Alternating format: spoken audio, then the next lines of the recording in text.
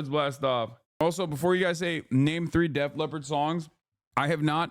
Oh my God, this person said it right as I was talking about this. I have no idea what Def Leppard even is.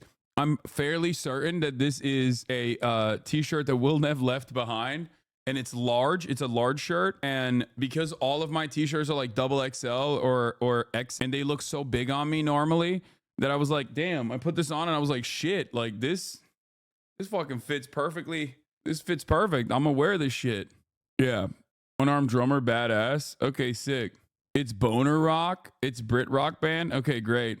But yeah, let's blast off and let's get it twisted. Saturday Funday begins.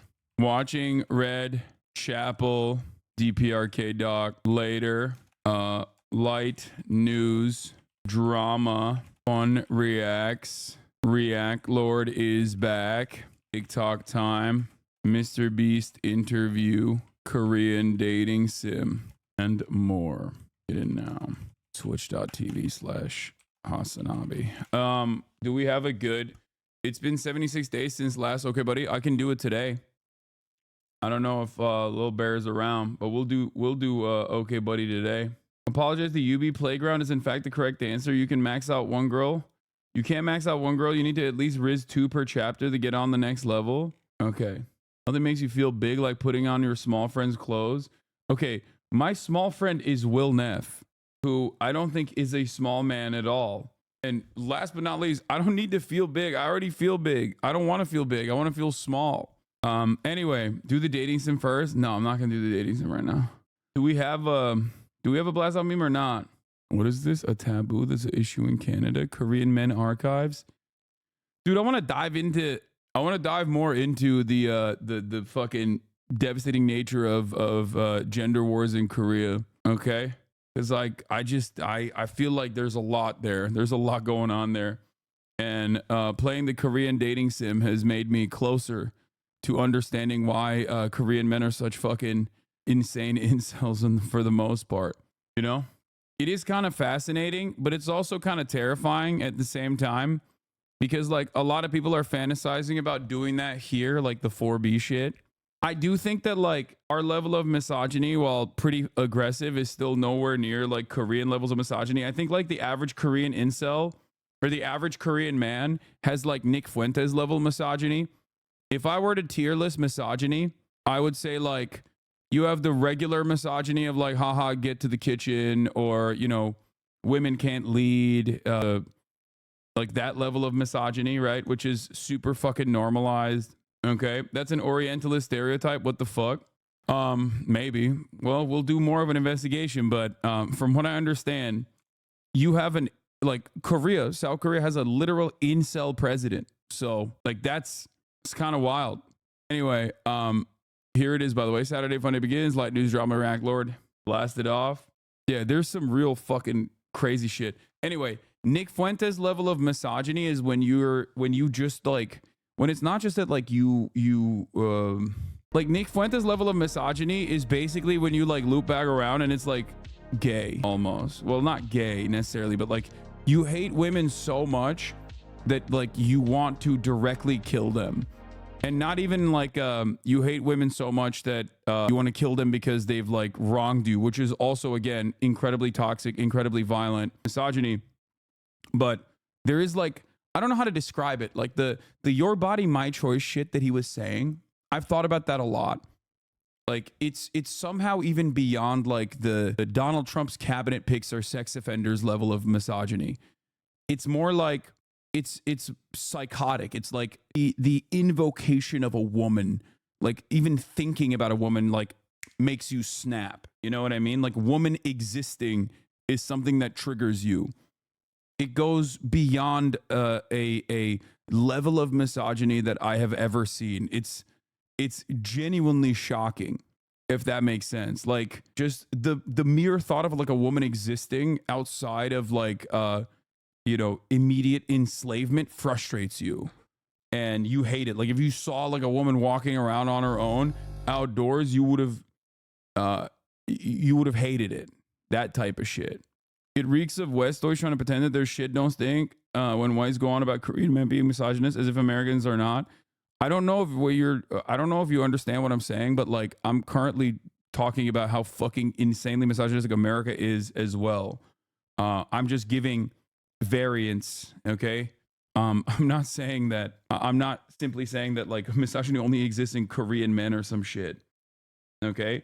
All I'm simply stating is that I was shocked to see how unrestricted and relentless the Korean misogyny was in general. This video is really good, and it goes over the Korean gender war. Isn't Moon Channel like reactionary anti-Chinese garbage for the most part? There's also a gender war in China. I recently talked to my high school classmate who used to be a Marxist. Now he sounds like a typical Republican. Oh my God. What did you mean by 4B causing gender conflicts? No, I didn't say 4B is causing. I'm saying 4B is a reaction to the relentless gender wars that are occurring in Korea. Johnny Harris bowl empty. Westoid, South Korea is basically an American protectorate. You can't be talking like that, white baby. Yeah, I know. Someone defending South Korea while talking about Westoids is funny though. But listen, a couple good things have come out of American dominance of South Korea. Let's be real. Okay, that Korean dating sim that we were just watching, K-pop, and also putting cheese on otherwise Asian food that normally wouldn't have cheese on it. Excellent choice. You know, I see a divided Korea, but then I present to you cheese corn. Okay, it's like, what a silly thing. What a silly and yet simple delicacy. Okay, galbijim with cheese on it, rice cakes. Excellent. That is, you know, straight up. It's like, oh, you like ramen? Well, we'll put some cheese on that ramen. It's like, I had no idea that shit would bang like that, okay? I had no idea. Korean fried chicken. Ooh. Sheesh. What is this? The moment Hasanabi fell in love? Oh. Gran, what are you eating? This is awesome videos from Not Just Bikes relating to your conversation with the last Fear and podcast about self-driving cars. Yeah. Nah, cheese on ramen is a historical relic from the Korean War. Is this real? Yeah, this is real. Yeah. Yeah, it's real. You haven't done murder reacts this year? Oh, God. I don't know if I have it in me. That's Army Stew, motherfucker. I can't believe people pay $20 for the instant ramen and hot dogs law. Ordinary Things did a video humanizing migrants. Damn. There's people in England that are... So you're saying Korean misogyny is acceptable because the wings are good? Yes. That's precisely what I was saying. I need you to understand. That was definitely the point I was making there. And I'm really glad you captured the essence of the point I was making so that we don't have to, you know, we don't even have to discuss it further. Like you dived right into the point. That was precisely what I was saying. These men are introducing the taboos in their countries in the Korean TV show. A taboo that is an issue in Canada. Men are prohibited from mansplaining to women as if teaching them. Especially officials or judges are absolutely prohibited from mansplaining. Mansplaining is also a taboo in the US. Mansplaining is when a man adds something condescendingly to a woman's talk. Listening to that, it seems like it would really annoy men too. I have a voice too. What? I was arrested for mansplaining. What the fuck, Canada? I mean, mansplaining is what I do and what I do best, if you know what I'm saying. I'm a man and I'm splaining. Korean men's reactions to mansplaining, confusion and curiosity all around. Yeah, in Canada, if you're a man and you explain anything, you go to prison. Dude, this is serious. I got beat up in Gay City for refusing to twerk. It was fucked up. I will never not make fun of you, okay? I'm sorry. If you got beat up in Gay City for not twerking, you deserved it, okay? Sorry, the punishment is apt. And no, I will not feel bad, okay? You should have fucking twerked. You should have learned. You better twerk, bitch. As Brittany said, you better work, bitch, but also you better twerk, bitch, okay? We're in twerk city. We're in Gay City. Please give me a recap of the last 9 days. I was stuck in a mental institution without any connection to the outside world since last Tuesday. Jesus. Okay. Well, a lot has happened. My enemies have been outed as weirdos once again. Some of them have been banned for being weirdos once again. Some of them and their war criminal charges have escalated to the point where there is now an active arrest warrant out on them. Benjamin Netanyahu, Yoav Gallant. And yeah. What is this? They managed to make woke a slur in under a decade. Let's see this. Andrew Schultz reacts to Kendrick Lamar seemingly dissing him on his new album, GNX. By the way, I hit Andrew Schultz about that.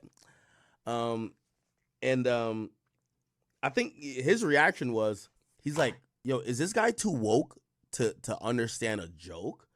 And I said, he was talking to Andrew. Dude, that's so funny. It's like, yeah, dude, that's what it was. That's what happened. Too woke to joke. They made a slur for people who aren't racist. That's so sick. I know. Finally, dude. Fucking finally. It's been a long time, dude. It's a long time coming. I was wondering, like, can we figure out a pejorative for people who are, not oblivious to systemic racism, Jesus Christ. They've had it far too good for far too long. You know what I'm saying? Why is Hassan putting more clothes on? Because it's nice and chilly in here. They've had that slur, to be fair. It's just gay. That's true. They were doing that. Is that a Costco jacket? No, this is one of my best thrift finds of all time. This is a real, it's a real rodeo jacket.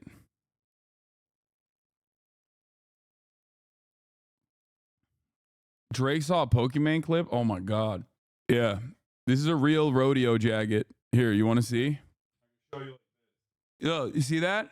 It's got the Jack Daniels, Unc can't figure out how the camera works. I mean, yeah, Unc is having an issue with that for sure.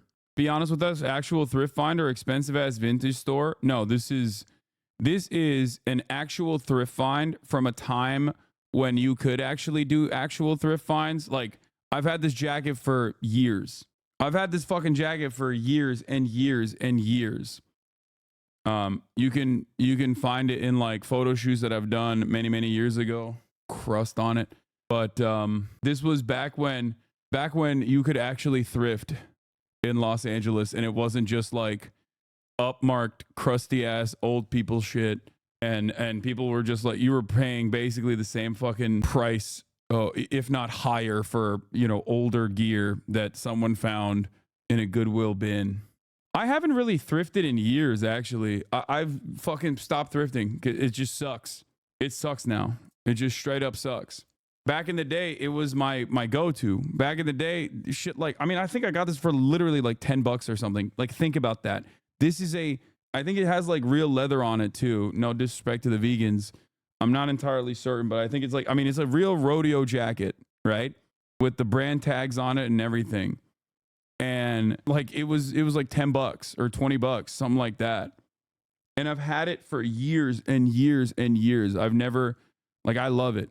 And now it's impossible. A jacket like this right now, if you were to go to a thrift store, if you could find a jacket like this, I've had it for almost like a decade. A jacket like this now would be like $300. Not easy. $300. PBR is the actual professional bull riding org. It's a crazy find. Yeah. No, this is a real rodeo jacket. It's not a joke.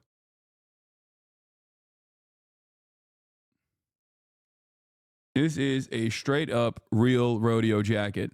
What's up with your enemies always ending up getting outed as criminals, racists, rapists, or pedos? Do you plant evidence or some shit? Is too sus at this point? No, I think what ends up happening is I bring a vibe, a real I'm anti-pedophilia vibe to the party that people who are either in defense of pedophiles or are directly pedophiles or sex offenders don't really like. They don't appreciate it. You know what I mean? They don't appreciate those vibes. It's self-sorting for the most part. Yeah, about $250 on eBay. Wait, really? You found it on eBay? The new D stuff is crazy. The new D stuff isn't even new D stuff. It's just old D stuff. And it's not even a thing. It's like barely scratching the fucking surface of his degeneracy. Do you understand?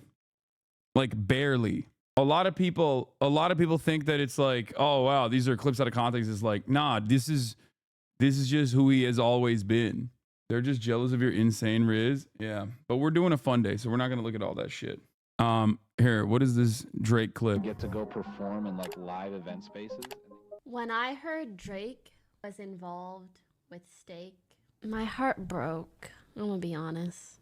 Because I've been a little Drake fangirl, the Canadian blood running through my veins.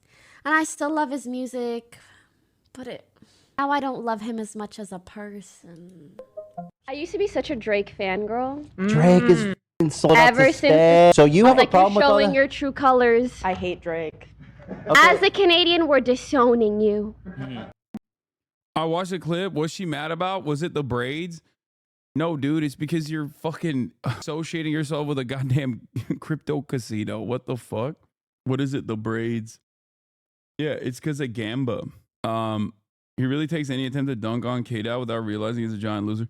Anyway, whatever. Why is he self-dissing using K-Dot bars? I don't know. Have you talked about Jay Leno? No, I have not, but I could. I feel like every couple of weeks, God punishes Jay Leno, and I don't know why, or not every couple of weeks, but like every couple of years. If you remember a while back, didn't he get into like a car fire or something? Like he was in like an accident, and now he's just like, I don't know what the fuck's going on with him. Like he just, every now and then, Jay Leno will pop up, okay? And it's never for something good. It's always like he has the worst injury of all time. Okay? He has the absolute worst injury of all time, and it makes no fucking sense. Let's get started with the Jay Leno stuff. Let's get started with that. Does anyone have the clip? Because, I mean, trigger warning, Jay Leno, but also trigger warning, I don't know what the fuck happened to Jay Leno, but like he looks insanely fucked up. Here, they went and they found this motherfucker. It's a news story in and of itself. Jay Leno has been seriously injured again after the comedian says he fell down a hill at Hampton Inn. What on earth happened to Jay Leno? Oh, your poor face. Look at my eye. Oh my gosh. Jay Leno is all bruised up. The left side of his face is black and blue. His eye is swollen shut. And look at his injured wrist. It broke my wrist, lost my nail on the finger, and then I'm all black and blue. The comedian says he fell down a 60-foot hill. I said, well, the hill doesn't look that steep. Let me take it down. And then You rolled down a hill? Oh, That's not true. That's not what these injuries are not consistent with like actually rolling down a fucking hill. And of course, people found the hill that he was referencing. I don't even understand why he's staying at a Hampton's Inn, by the way. Why the fuck is he staying at a Hampton's Inn? The Inside Edition reporting was lazy and they showed a picture of the incorrect hillside Jay Leno fell down. So I did some of my own journalism to bring you the accurate story. He was staying at Hampton Inn in Greensburg, PA because he was performing later that day at the Palace Theater in downtown Greensburg. Many people are confused as to why he'd be staying at a Hampton Inn, but that's one of the only hotels in the Greensburg area. The only other option would be an hour drive away from Pittsburgh. Jay wanted to eat at a nearby Dino's Sports Lounge, a popular area eatery that specialized in buffalo chicken wings prior to the show. To walk to Dino's, you either have to walk 750 feet on the road, not a mile and a half, as Jay mentioned, or you could shave off 350 feet if you walk down the grassy hillside. Jay noticed a dirt path worn on the hillside, as is common in the Pittsburgh area. So he attempted, I like that this is like a classic, you know? In Pittsburgh, we like to walk downhill. Okay. So he attempted to take the shortcut and walk down the hill. Since the path was rough, not maintained, and eroded away, he tripped and rolled down the hill, hitting his head on the exposed rocks and earth on the way down the hill. Jay was remarkably accurate as he estimated that the hill would be around 60 feet. After measuring, the hill is 56 feet from top to bottom. I just don't personally understand how this hill caused that much damage. Okay? No, let's show. Jay Leno says he was staying at a Hampton Inn about 30 miles outside of Pittsburgh on Saturday night when he wanted to have dinner at a local restaurant before his show. Instead of walking a mile and a half down the road, he decided to take a shortcut down the hill. Not a good idea. This is believed to be the steep incline he tumbled. No. Okay, that makes sense. If he fell off this, that would have made sense. But I believe the Redditors. Down. Well, I hit a bunch of rocks. It was 60 feet. Incredibly, the famous workaholic legend performed just 3 hours later without even taking a day off to nurse his injuries. Last night, he was back at it again. This isn't the first nor the last time Jay Leno will be injured severely, okay? I just want you to understand something. Jason Leno has been hurt before, right? Didn't he almost die recently? Was it a stroke or what the fuck was it? Oh, there's a breakdown of his previous incidents. Okay. Anyway, let's finish this Inside Edition report and then we'll continue. In Beverly Hills. This is just the latest mishap to afflict Leno in recent years. In November 2022, he was severely burned in a fire inside his garage. I went to the Grossman Burn Center and I got a new face. That's a brand new ear. Leno needed skin grafts, and there he is undergoing hyperbaric therapy at the world-renowned Grossman Burn Center in Los Angeles. Tomorrow night, he'll perform at Comedy for a Cause in Hermosa Beach to raise money for the Burn Foundation, his thank you for saving his life. Bro, I'm telling you, like, someone has it out for him, dude. Someone wants him dead. Okay. You'll be able to see again? It'll be fine. I'm not worried about it. It doesn't make sense. He also is demonstrating hubris against God. Jay Leno feeling good despite suffering bruised face from fall. So here are some of the older incidents. His badly bruised face was covered in makeup at a charity event. Okay, former Tonight Show host managed to smile despite facial trauma. Leno explained it was difficult to navigate this slope, blah, blah, blah. Okay, whatever. But before then, first of all, I don't even understand how the hell your nail got ripped off. Like while you're tumbling down a 60-foot like baby hill. How the fuck did your nail get ripped off, dude? It makes no damn sense. It's just weird. Every part of this just his life is weird, man. There's some really his vibes are so fucked. Anyway, listen. Leno's hotel fall comes from a string of traumatic incidents that left the comedian injured. He's kept a positive outlook over the past couple of years as he's faced several personal struggles, including a motorcycle accident and suffering from third-degree burns in a gasoline fire. I got burned in a fire. I got a face full of gas. A spark jumped. It's not like, how did this happen? I mean, people get burned every day, he told Fox News Digital in October, joking that the people had reacted more strongly because he's a celebrity. Brother, it's Final Destination for you. I don't get it. I don't understand it. Jay Leno has disturbed some really important forces, okay? It is clear to me that Jay Leno has personally disturbed the old gods, okay? I don't know if it was because, you pissed off Conan and he I don't know, went to some Irish witches or something. I don't know if he put a hex on you or I don't know what is going on. Maybe you bought one too many cars or something, but and God was like, it's bridge too far for me, but I don't get it. Leno noted he was out in 8.5 days in the hospital. Like he's flexing. He's like, that's the other thing. His reception to his injuries and his freak accidents is always like it's always too cheery. It's too positive of an outlook to have where he's like, I'm still alive. I'm still Jay Leno. I got 700 cars. It feels as though he is flexing against the powerful, mysterious beings that are trying to execute him. In January, he was knocked off his motorcycle. He broke 2 ribs, 2 kneecaps, and a collarbone. I turned down a side street and cut through a parking lot. And unbeknownst to me, some guy had a wire strung across the parking lot with no flag hanging from it. What? That's not normal. Dude, I don't want to. I feel like there's some powerful forces at play here. This is just crazy. And this is not the last time this happened. He had a fucking crazy car crash. Yeah, look.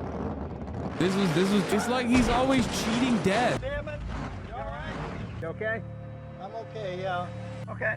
What's your name? Bob Riggle. How old are you, Bob? 80. What track are we at, Bob? 80? You're at Irvindale. Anything hurting you right now? No. My name is Bob Riggle, and I'm 80, and I'm at Irwindale. Dude, look at his attitude. His attitude is crazy, okay? That's what I'm saying. Dude, his attitude is actually insane. I don't get it. I don't get it. I don't know what is going on with him. I didn't see it until it was too late. It just clotheslined me and boom, knocked me off the bike. The bike kept going, and you know how that works out. In 2022, he underwent multiple surgeries, suffering third-degree burns in a gasoline fire. He suffered significant burns to his face and hands as well as his chest while working underneath a car in his Burbank area garage. We need to understand what the fuck is going on with Jason Leno. I don't know what the fuck's going on with Jay Leno. I don't know why. I don't know if he owes the mob money or something. That's what the suspicion is. The common suspicion is. Okay. I've never met a person that is this unlucky, dude.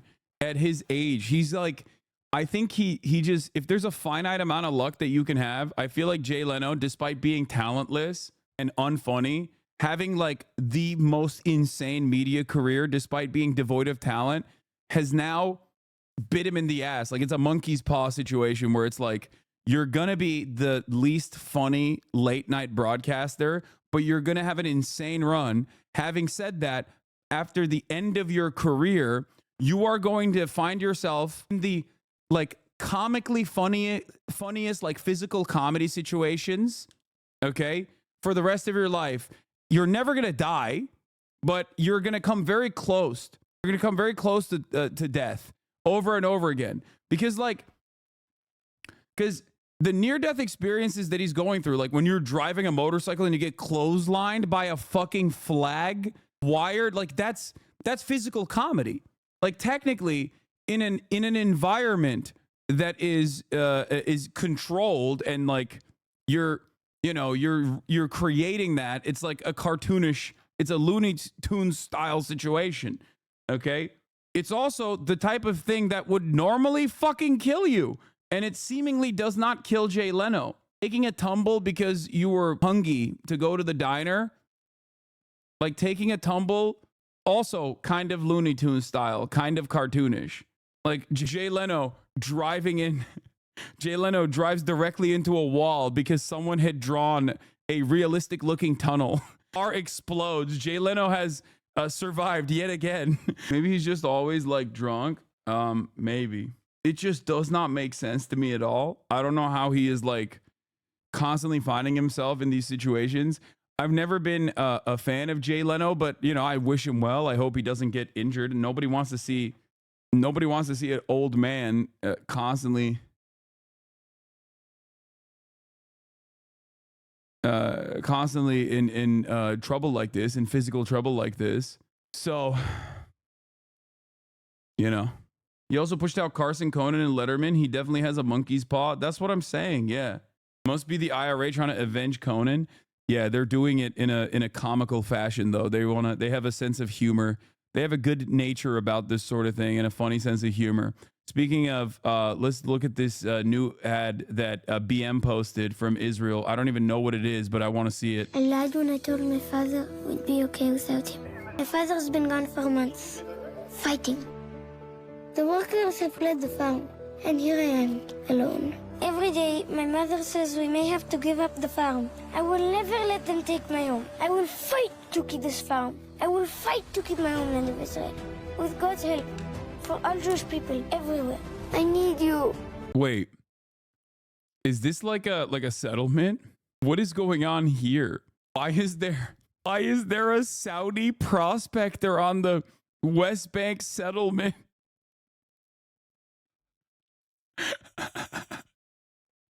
Like, what is happening here? This is the funniest part. I guess the implication is that this guy's supposed to be Palestinian, but this is literally just like, this is either I guess it's Jordanian, maybe. I don't know. I mean, Saudi people wear this too.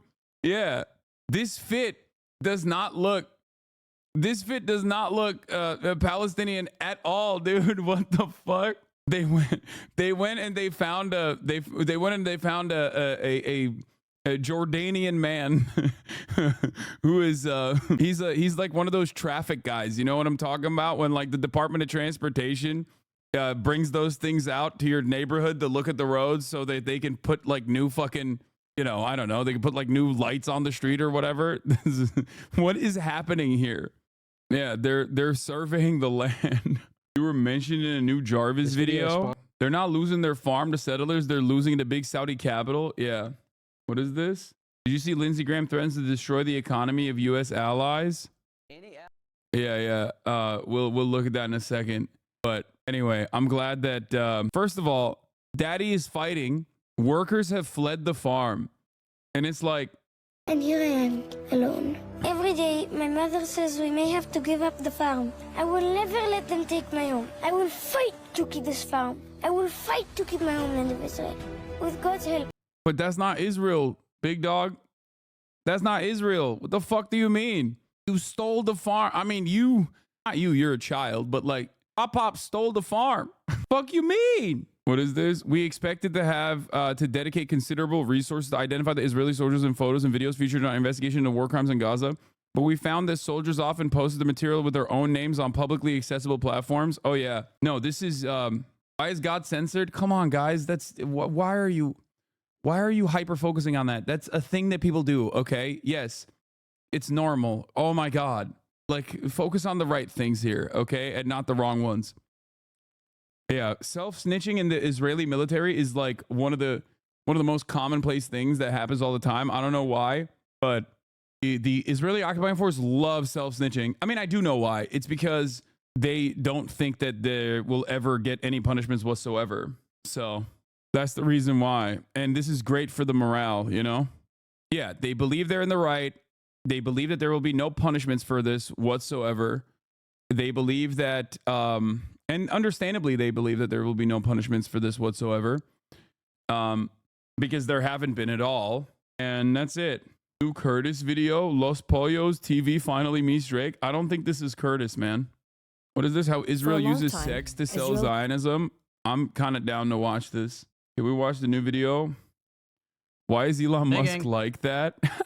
That's fucked up. No, stop sending me this. This is an old video, man. I troll Matt Gates, RFK Jr., and read MAGA at the Trump Bible. This is an old ass video, isn't it?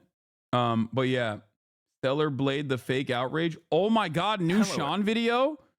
What the fuck? And as expected, it is 2 hours long. Oh my Lord. Sean came out and decided to do a 2-hour video on that fucking weirdo titty milk lover from Blizzard, Grums, right? Is that his name? And all the fucking, all the wokeness is ruining video games, Andy's out there, I guess. Just a direct shot across the bow. There's some Asmon in there too. Yeah, that's not shocking to me. His most recent video before that was on Palestine, I think. I know. 2-hour essays are ruining video games. 2-hour essays are ruining my life. Okay, that's what's ruining my life. Oh, so many good things to watch. But before we get to all of that, let's hear Israel's greatest defender, Lindsey Graham. American politicians are threatening every single ally on the planet in service of one specific ally internationally accused of war crimes. Seems crazy until you remember these politicians sent the bombs used in said war crimes. So to any ally, Canada, Britain, Germany, France, if you try to help the ICC, we're going to sanction you. Well, that means I want every ally. And you saw little Justin in Canada and his position. We're going to invade Canada. No, you're not. Okay, go ahead. Go ahead. Sanction the entirety of the European Union. What should the penalty be? Sanction the entirety of the European Union. Go ahead. Make China's day. Okay? China's probably kicking back, dude. Oh my God. Xi Jinping is like, what? I can't believe they're saying this. I can't believe that they are actively negatively polarizing themselves against the remainder of the Western Hemisphere. What an incredible moment. At the behest of Israel doing a genocide. Oh, incredible work. Good job, America. You're really doing it, man. It's a great idea. Time and time again, I have repeated to all of you that seemingly don't really remember all of these things that I keep repeating over and over again, that soft power only, or hard power rather, military might only works if you have soft power that works alongside it, okay? If you don't do diplomacy, all of a sudden, 800 military bases around the planet become 800 different invasions around the planet, okay? You can't have both at the same fucking time. You can't simultaneously be like, yeah, we're going to now cripple our only remaining, most powerful Western nation allies by threatening them with sanctions and also simultaneously claiming that we're going to go and fucking invade Netherlands. You can't do that. Okay, this is accelerationist nonsense. A lot of people say, oh, America has the most powerful military on the planet. It's true. Okay, America does have the most powerful military on the planet. But even the most powerful military on the planet cannot go against the rest of the planet. Okay, like, yes, you can dominate many other countries, especially countries that have been actively destabilized ahead of time, countries that have been kept behind deliberately, okay? Formerly colonized nations. You can do that. And even then, you do that to limited success anyway, right? You maintain the fucking poppy fields for like 20 years and then you still have to pull out of Afghanistan at the end of the day. But you cannot maintain this aggressive posture without doing diplomacy. Okay? You cannot maintain this aggressive posture all around the planet without doing diplomacy. I think a lot of people forget that. Okay? A lot of people forget that reality. A lot of people are hopped up on America is the best fumes and fail to consider the calculation if people no longer feel like America is a valuable, reliable ally. If people no longer see America as a reliable and valuable ally, all of a sudden their military security partnerships turn into a military invasion. Okay? Think about that. We should crush your economy because we're next. Why can't? So to any ally, Canada, Britain, Germany, France, if you try to help the ICC, we're going to sanction you. Well, that means I want every ally. And you saw little Justin in Canada and his position. What should the penalty be? We should crush your economy because we're next. Why can't? So to any ally, Canada. Because we're next. He also keeps he is not wrong. He is technically not wrong because it is America's unlimited partnership with Israel that allows Israel to do all this stuff. So there is a lot of legal and certainly moral culpability here, which is precisely the reason why maybe America should take the fucking exit ramp, you know? Nope. Full tilt, baby. Full tilt. Yeah, this is literally what is happening right now.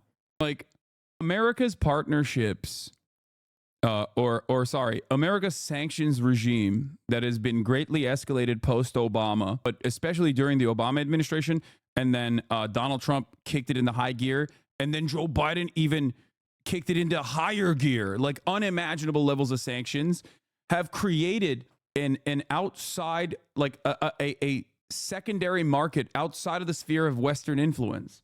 It literally pushed everyone together. Okay, people talk about BRICS as though it's like a committed partnership in a similar vein to like NATO or whatever. It's not. But having said that, there is a reason why countries that are outside of the sphere of American influence, outside of the sphere of Western influence, are able to withstand these crippling sanctions regimes. Like, it hurts them in the first year or so, but very quickly they have you're basically creating more enemies for no reason, okay? And in that process, they're relying on one another. People are, of course, going to adapt.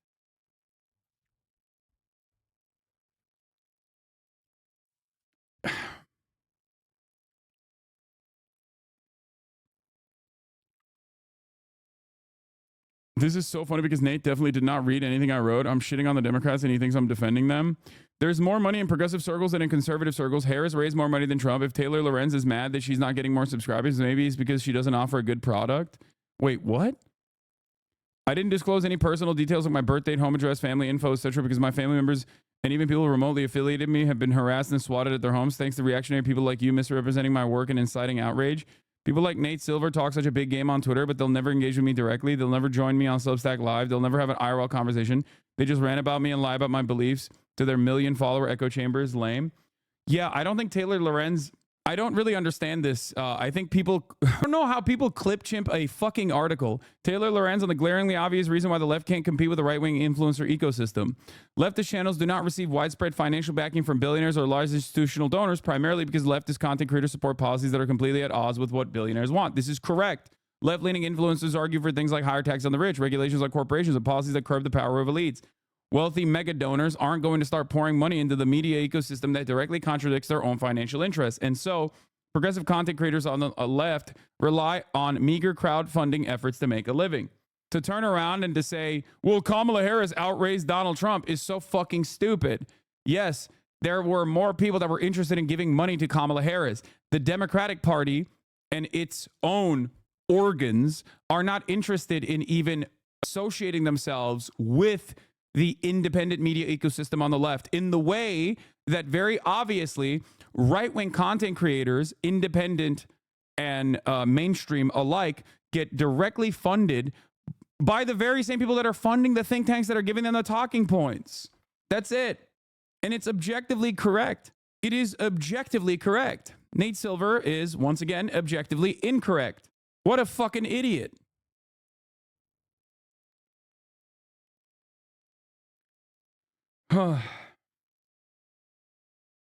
Nate just said grassroots fund your entire media ecosystem. That's not the result here. Yes, that is why there aren't as many people like myself out there, because it's endlessly difficult to get to a point where you can rely on subscriptions, okay, and maintain a successful media product, even from a jump off point. For a lot of people, the starting funds necessary to build to build a successful media company requires a lot of capital, like upfront capital. Like, I got endlessly lucky and I worked very hard. And that's the reason why I got to the point that I got to. But there's a reason why there aren't a million examples of me, in the same way that there are a million untalented fucking hacks on the right.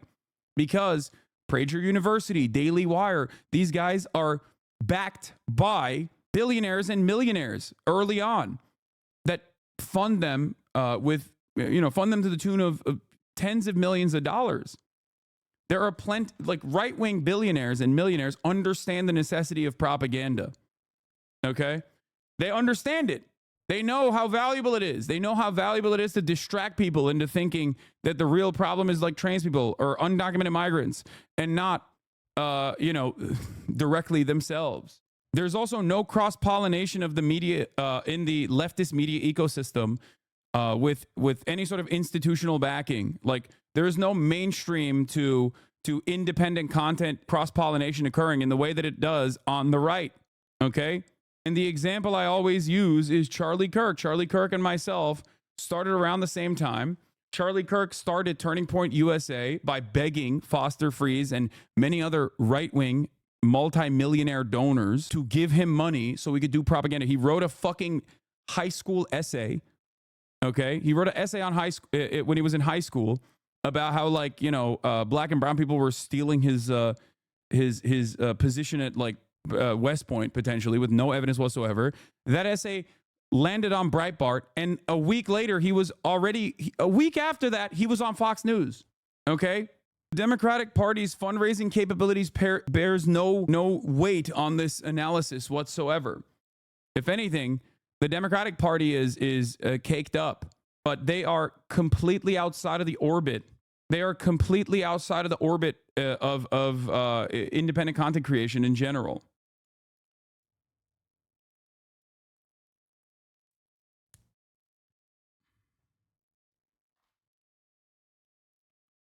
Elon Musk might buy MSNBC and turn it into another Fox News. If you buy MSNBC, I would like Rachel Maddow's job. I will wear the same outfit and glasses. I will tell the same lies. Deal. The most entertaining outcome, especially if ironic, is most likely. Yeah, they're going to buy MSNBC and make another fucking right-wing channel, and it's going to be gangbusters. Okay? It's going to pop off. It's going to be so successful. Great. For those right-wing multimillionaires, like killing two birds with one stone, they distract people from real issues, and they get to shape the world into the conservative hellscape they want it to be with their dollars. Distracting people with trans issues both distracts and attempts to push their worldview. Yes. Oh, Hassan buy Newsmax and make it a socialist media platform, lol. Yeah, dude, I have the same level of fucking wealth as Elon Musk, so I can just buy a news network with ease. With what money? Okay, I currently have 81,000 subscribers. I would need to have 1 million subscribers to arrive at Elon Musk's level. Not even Elon Musk's level. I wouldn't even put a dent in that. Okay, so keep subscribing. Maybe we'll get there.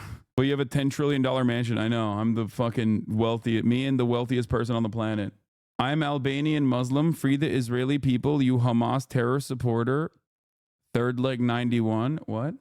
Yeah, I was, hold on. Let me call up Hamas real quick and free the Israeli people. Funday staple. Hello. Daily dose. Oh yeah, we can do daily dose. I haven't done it in a minute. Thank you, EPMB, for the 5 gifted subs. We don't claim him. He's no Albanian. Thank you, Machine Gun Kitte. When is the League arc starting? It's not. What else are we talking about? Okay, we did that. Wait, what was this one? This video is sponsored. Oh, we got by world's Simply Say. creepiest dating coach. We got a lot of fucking fun videos lined up. We'll do the Korean gender stuff too. Pretty sure you are closer to me financially than you are to Musk. Yeah, 100%. What? Yes, of course. Every single person in this community, including myself, is closer to homelessness than we are to Elon Musk. Like infinitely closer to homelessness than we are to Elon Musk. The very notion that that reality is lost upon so many people is because of the concerted effort of propaganda and how successful it has been. Chris from work, thank you for the 5 tier 1 gift to subs. Spoken like a true socialist. I'm not close to homelessness. I'm Chinese. We have one of the highest home ownership percentages. Lamau, not gonna lie, dude, 100% you have chatters who are much richer than you. I mean, yeah, I have the Qatari Oilers, obviously. So, you know, there are definitely much wealthier chatters, but probably not many. Bill Gates is closer to homelessness than he is to Elon Musk, and Gates has 100 billion. Musk has 300 billion. Not gonna lie, that was the one line you dropped in an H3 interview that radicalized me back in 2020, Lamau. Nam Biryani, thank you for the 5 gifted subs. Yeah, people don't understand how much larger a billion is than a fucking million. Like they just don't get it. And be outside of that point, you know, times that by 300.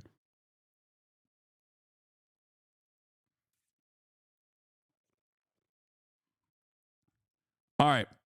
Let's watch how Israel uses sex to sell Zionism from Uncivilized. Has used sex to sell Zionism, to convince people that Israel is a hot fantasy being realized by hot people, not a racist settler colony built on the killing, displacement, and erasure of the indigenous Palestinians. This is intentional, and there are 3 reasons why. They involve Israel's invention in the past, cover-up in the present, and survival for the future. And this all started when Zionists first started plotting for the creation of a Jewish homeland in the late 1800s. For centuries in Europe, stereotypes of Jews were that they were weak, pale, and frail, and the Zionist movement came to see it this way too, widely criticizing the weak, old Jew. In 1898, at the Second Zionist Congress in Switzerland, the co-founder of the Congress, Max Nordau, called for a new Judaism, a muscular Judaism, and invented the idea of the new Jew. This Jew would be rugged, muscular, strong, and tanned, and would have the mental and physical strength to realize the goals of Zionism and colonize Palestine. They called themselves Sabra, the prickly pear fruit in Hebrew, to represent what they saw this new Jew to be. See, if we had watched this, we would have known what Sabra actually means, because I didn't know until I didn't know that there was a definition of Sabra beyond the fucking dog shit hummus until the Sabra Hummus Gate, the peak of anti-Semitism that has occurred in the world, really. The worst incident of anti-Semitism that anyone has ever seen, that landed, 5 people in Twitch prison for 30 fucking days. Oh my God. And prickly on the outside, but tender-hearted and sensitive on the inside. And, of course, native to the land. Of course, the sabr, as it's called in Arabic, is a fruit indigenous to Palestine, appropriated for the Zionist fantasy of indigeneity. But anyway. The men who came out to found this colony had never handled a plow, but they were possessed by 3 ideals: land, liberty, and labor. It is these new Jews that created the Zionist militias that planned and orchestrated the Nakba, the mass-scale killing and displacement of hundreds of thousands of Palestinians, ending with the creation of Israel. And those same militias would become the Israeli army, the violent occupying force overseeing the colonization of Palestine today. And it's through this army that the visual of the new Jew lives on. But then with time, this visual became the only visual of Israel. This was a problem. In the early 2000s, surveys in the US were showing that Israel had a big PR problem with men aged 18 to 35 who just saw Israel as a conflict zone and weren't interested. So another rebrand was due, and the solution this time was bikinis. In 2007, the Foreign Ministry and the Ministry of Tourism arranged for a photo spread in Maxim magazine, one of the most popular men's lifestyle magazines at the time. The brains behind this initiative at the Israeli consulate in New York said the models were, quote, a Trojan horse to present Israel as a modern country with nice beaches and pretty women. This video is from the official Israel in New York YouTube channel. So you should come to Israel. We have a beautiful country, great food, great culture. Come to Israel. Beautiful girls as well. See you at the party. This strategy, also called bikini diplomacy, has been seen all over since, with Israel constantly selling the image of a liberal, free country where it's always summer, where the days are full of beaches, bikinis, and chiseled bodies, and the nights are spent in an incredible nightlife scene open to anyone and everyone. In the face of this fantasy, Palestinians come off like a backwards, pesky nuisance trying to disrupt this liberal orgy utopia, not like colonized people looking for freedom and dignity. But that was in a time before social media, where only the powerful had access to a platform. Times have changed, and so the sexy offensive has had to adapt. All over TikTok and Instagram, you can find videos of Israeli soldiers posting thirst traps or dancing videos. Some of them act independently, while others are part of a concerted effort putting attractive women in the occupation forces in the public eye. Like the women at Alpha Gun Angels, a gun modeling and social media marketing agency who sell being a colonial foot soldier as a sexy lifestyle. Thirst traps aren't only reserved for women, but for weapons as well. And beyond selling sex, they're selling colonial occupation as fun, relatable, and empowering. They love gay pride content, girl boss content, and jumping on TikTok trends. Of course, the great irony is that none of these liberal values are extended to Palestinians. They live under occupation, regardless of what they identify as. In that, colonialism does not discriminate. When the Palestinian reality started reaching people around the world, the strategy had to change. Whereas the goal before might have been to rebrand and repackage Israel, the goal now is to distract and whitewash. So bikinis were traded in for military uniforms. Fine, military occupation is a part of the reality, but it's not what you think. It's empowering and fun and sexy.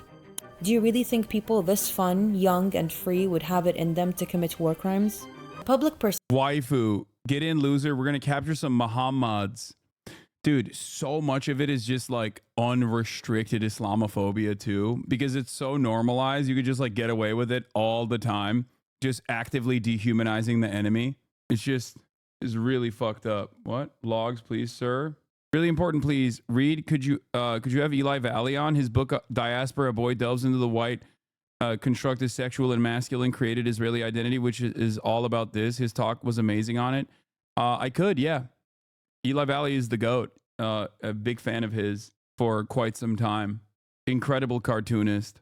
Yeah. Perception of Israel is essential to its survival. But so is something else. That there are enough settlers there to keep up the colonizing. That brings us to the final reason Israel uses sex to sell Zionism. So Jewish Zionists have more kids with other Jewish Zionists. Have you ever heard of Birthright? It's an all-expenses paid trip to Israel that young Jews across the world are eligible for. Doesn't seem like an Israel-only thing, though you see that everywhere, especially now in Europe. Oh, absolutely. No, this is directly a consequence of 9/11. Like this is post 9/11 shit. Like Orientalization, obviously has always played a major role. Orientalism has played a major role in Israeli culture. Certainly, right? In dehumanizing Arabs, like they've been doing this for 76 years. At this point, it's like, you know, you can't keep up. You can't keep up a apartheid regime without actively dehumanizing the other. Having said that, however, the onslaught of Islamophobic, anti-Arab Orientalization, the Orientalist propaganda paired up with a healthy dose of Western chauvinism that was the underpinning of the global war on terror, that justified the global war on terror, that faucet opened up post 9/11, okay? For the rest of the world, I mean. And I think that plays a pretty good, like a pretty important role in a lot of the defense of Israel, that oftentimes is not even a defense of Israel's actions at all, but instead is directly offense against those who have been branded as enemies of Israel, right? You see it. I mean, you see it in this community quite frequently. This is something that I have to deal with on a regular basis. The idea that like, we have already created the terrorism designation, and that carries a lot of weight with it. and it's actively, it's actively deployed in a way to undermine the positions of people who are offering any sort of context or nuance to how. What is this? Where did this guy come from? What did he say? What if I have Islamophobia? You're giving no reasons to why, e.g. an atheist shouldn't be afraid of Sharia and Salafist jihadis. I'm a Western civilian. I'm Islamophobic. I don't know why you say this is some problem. We don't have to ban this guy immediately. Okay. As far as like the underlying Islamophobia that you have, just so you understand, you are basically saying like, okay, I'm a Western man living in the United States of America. Like, yeah, I'm afraid of black people. Like, what of it? It's the same exact principle. It's just bigotry of a different sort. The fundamentals there, however, is choosing not to understand this massive population of people and the diversity of opinion within this massive population of people and monolithizing them, while in the process of identifying silly things that you misunderstand, like Sharia, right?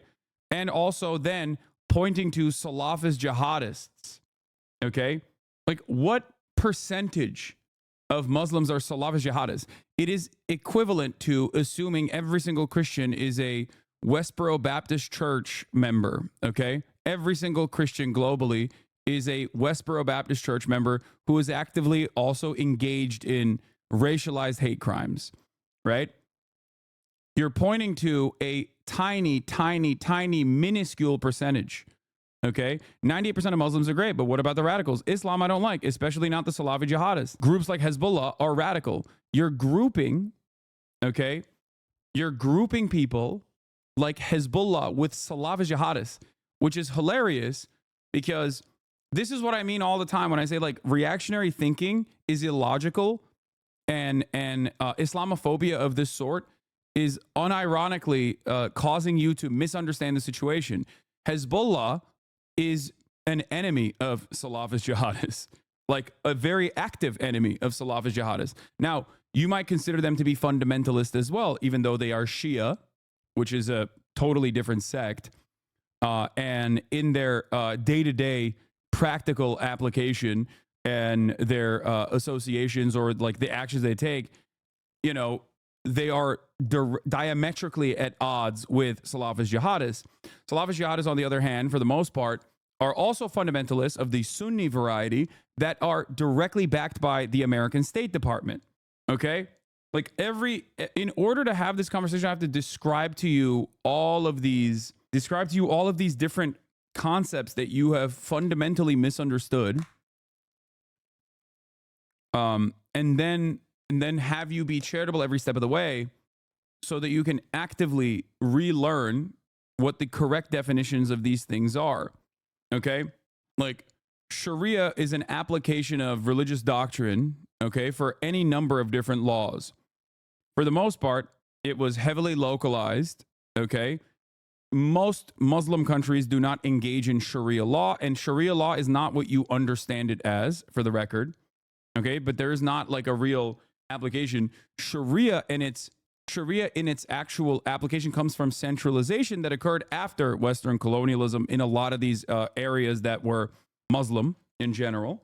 And as far as Muslim Brotherhood and Salafist jihadists are both radical and both want to enforce Sharia over everyone, I think this has no bearing on the overwhelming majority of Muslims that are living their day-to-day experiences, their day-to-day lives, as much as the direct undermining of the entirety of the Muslim world, with some exceptions, by Western imperialism. If you're constantly at threat of destabilization, or if your government that doesn't really capture your interests whatsoever has been completely captured by the American State Department, for example, if you're just a client state that is kept incredibly poor, not allowed to develop, and the people's wishes are not necessarily, the people's demands and wishes are never represented in those governments. But those governments never go away because they get American military contracts and American weapons, and they can violently squash any sort of dissent. You will never be able to arrive at civil liberties and a civil rights movement in any of these countries, despite the fact that there are very real interests in the same exact ways that we had in the United States of America in fixing and modernizing a lot of these societies. Having said that, Islamophobia also dictates the false notion that like every single one of these Muslim majority countries are the exact same. It is, we are under control over the CIA. People's demands and wishes aren't represented. We still have a sort of colonialist government. Wait, what? I think it's also additionally ironic to have this conversation when we are watching Christian theocracy overtake the United States of America by a guy who's not really religious at all, but is utilizing that as a weapon and has done it now successfully twice, okay? Like you have Christian nationalism as a nascent movement. At a time when religiosity has gone down in the United States of America, Christian nationalism is thriving at the tippy top of American society. And you're literally watching material conditions get undermined in a meaningful way in the United States of America, which is the wealthiest nation on earth, even a place like this that has solid infrastructure and has been the dominant force, the global hegemonic superpower for the past century at this point almost. And even here, you watch people's living conditions worsen and Christian nationalism grow in an openly fascist way, but you cannot comprehend how that could manifest in countries that have been bombed into oblivion.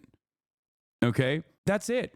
The question I have for many liberal, progressive-minded people in this chat is, do you agree with Donald Trump?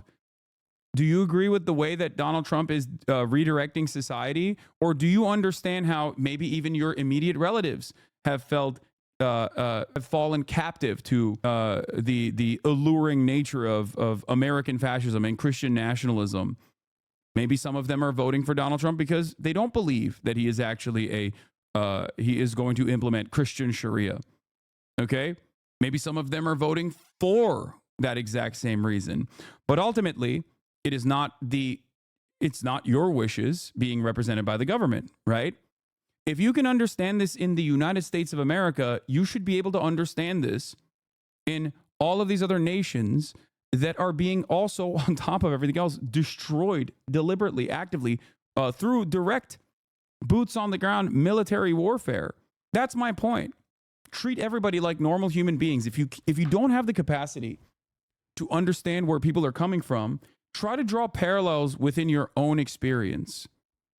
This is at the heart of my commentary. That's it.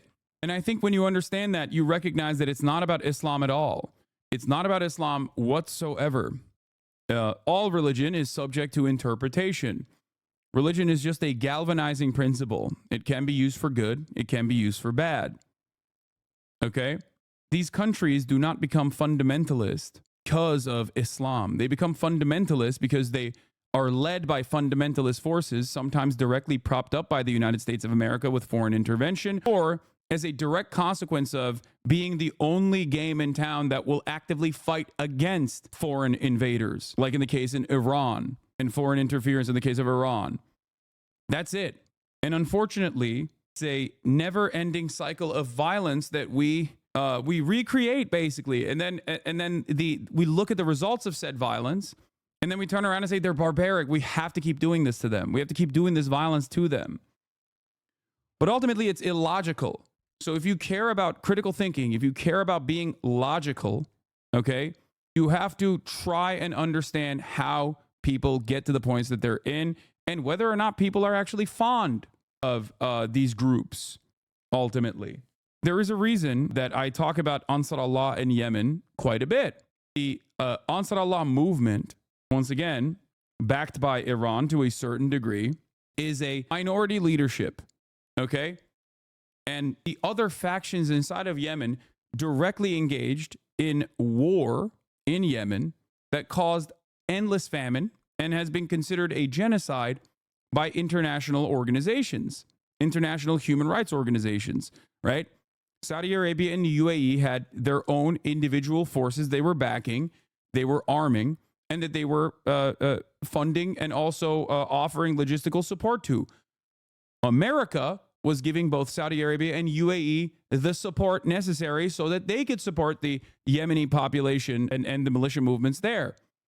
But what caused Ansar Allah to become the official government of Yemen? What caused the uprisings basically to end and everyone to put down their weapons and stop fighting with one another and engage in I guess some semblance of unity. It was the Ansar-Allah government's actions against the state of Israel after Israel declared genocide on Gaza. Okay? Aren't you doing a whataboutism though? Can't we just agree that any theocracy is silly and often leads to a subjugation and persecution of types of people? No, I'm not doing a whataboutism. It's not whataboutism when I'm directly explaining the historical context in which how people arrive at a theocratic form of governance. What the fuck are you talking about? You just learned a word, okay, and you think you can apply it in this circumstance. I'm not doing whataboutism in this situation. I'm directly explaining to you the historical framework as to how countries become theocracies to begin with. What the fuck? Historical analysis, when directly talking about the countries, especially when we're talking about Islamophobia, is not whataboutism. It's just historical analysis. Yeah, my Iranian American wife was elected to the state house last cycle. Her centrist opponent says she may be beholden to the Ayatollah during their debate. Most of the audience didn't even notice or get that it was a ridiculous statement. Islamophobia is out of control, even in liberal circles. Yes. Does that make sense, chatter? I'll shut up for now, and I thank you, but I hope you understand. Many are afraid of religion and extremists within, especially Islam. I don't wish to be, but there's literally extremists who want to kill others. I understand. It's by and large to blame on Western influence. Also, the same could be applied to Christians. I also think Christian groups in Africa, some Christian groups in Africa are scary. Okay, brother, here's the difference. Here's the other side of this conversation that you also don't understand, but I think you're close to getting it, okay? We live in a Christian nation that is overwhelmingly dominated by white Anglo-Saxon Protestants. That is in our history, right? In the United States of America. When George W. Bush says, God told me to invade Afghanistan, okay? Or when the Republican Party is backed by a white evangelical Christian Protestant base of support that believes in the rapture and has a theological justification for its endless support for Israel, for example, we do not read that as like the entirety of the American Christian movement. We don't look at the war on terror as a global Christian jihad against Muslims, right? We don't see that as that because we live in it. So we have the capacity to understand that these are some people who believe this kind of insane shit, okay? And that most normal people don't agree with it, and that we don't really have a democratic voice in this process. But you never extend that level of charitability and analysis and nuance to the Muslim world. That's the point. Okay?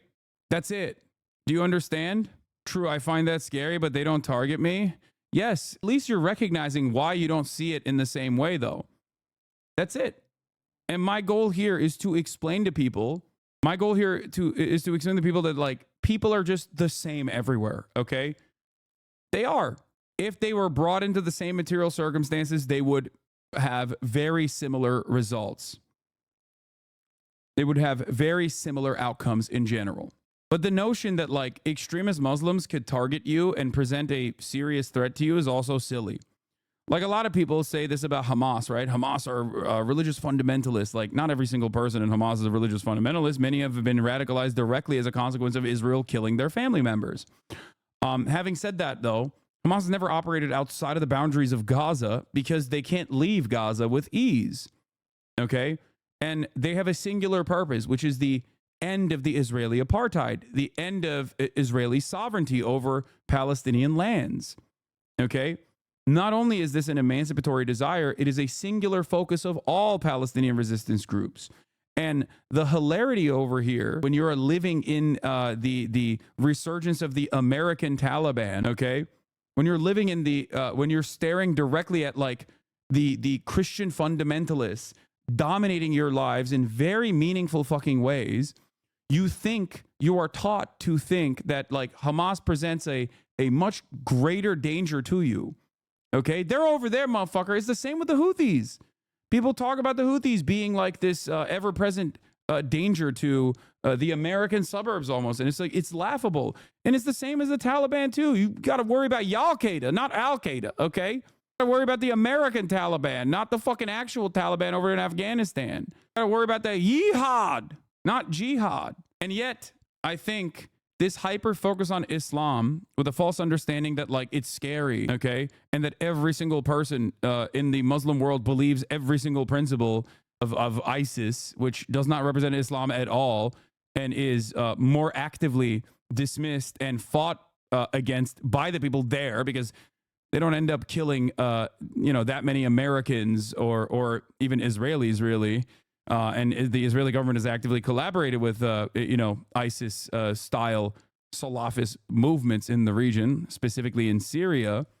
Okay, they kill Muslims, they kill Yazidis, they kill other people in the region. They don't kill Westerners. Okay, that's the overwhelming majority of the victims of ISIS, and that's precisely the reason why many people despise them. Meanwhile, when you go to the Western world, most people that don't really pay attention to this stuff think every Muslim is like ISIS. You have to look at it in a rational manner and understand the real danger, right?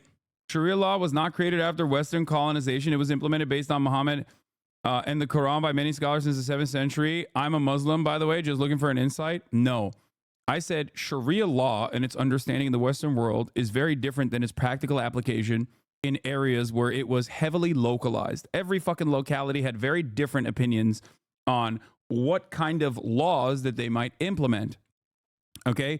Americans, when they think Sharia law, they think hands are getting chopped off if you steal anything. They think that women are getting killed. They're getting stoned to death over and over and over again. And they're thinking beheadings. Okay? Having said that, Sharia law, while I disagree because I am a secular person myself, I do on principle disagree with like a religious application of or any sort of laws applied because of an interpretation of religious dogma. I don't agree with that on principle. I disagree with it, obviously. But having said that, if you want to understand, historically speaking, this was never a real doctrine applied universally across the globe, and even past the point of local Sharia governance, okay? Like that was very different from region to region or even locality to locality. The centralization of Sharia as a religious code to be applied into any sort of like real governance came after the point of colonialism, okay? The explanation you gave of Christian Sharia law and the Al-Qaeda was perfectly effective in getting my normie family members to chill about this shit. It does put things into perspective. Yes. Aisha Esquire, thank you for the 5 get the subs. Aisha Esquire also says any ethno-state is bad and government will corrupt religion and vice versa a Muslim. Yes. The problem in these circumstances is that like when material conditions worsen, just like in the United States of America, the reactionary movements grow, okay? And religious fundamentalists take advantage of that always. And that is historic. That is historically important, and that's precisely what happens everywhere. In America, it's Christians. In the Muslim world, it's, of course, Muslim fundamentalists. That's it. Also, doesn't Sharia mean law? So Sharia law just means law? Yes. It's like saying chai tea. Chai is just tea. Or non-bread. Or I guess the English version of it is ATM machine. If only people understood they shouldn't conflate Islam with conservatism. Exactly. My anger and my frustration always has been with reactionary ideals, conservatism. Okay? And that is a universal principle that I apply. If you don't think that there are progressive people in these Muslim nations, if you don't think that there are gay people in these Muslim nations, trans people in these Muslim nations, feminists in these Muslim nations, you're wrong. Of course they exist. And there are massive numbers. It's just not broadly represented depending on which country you're talking about.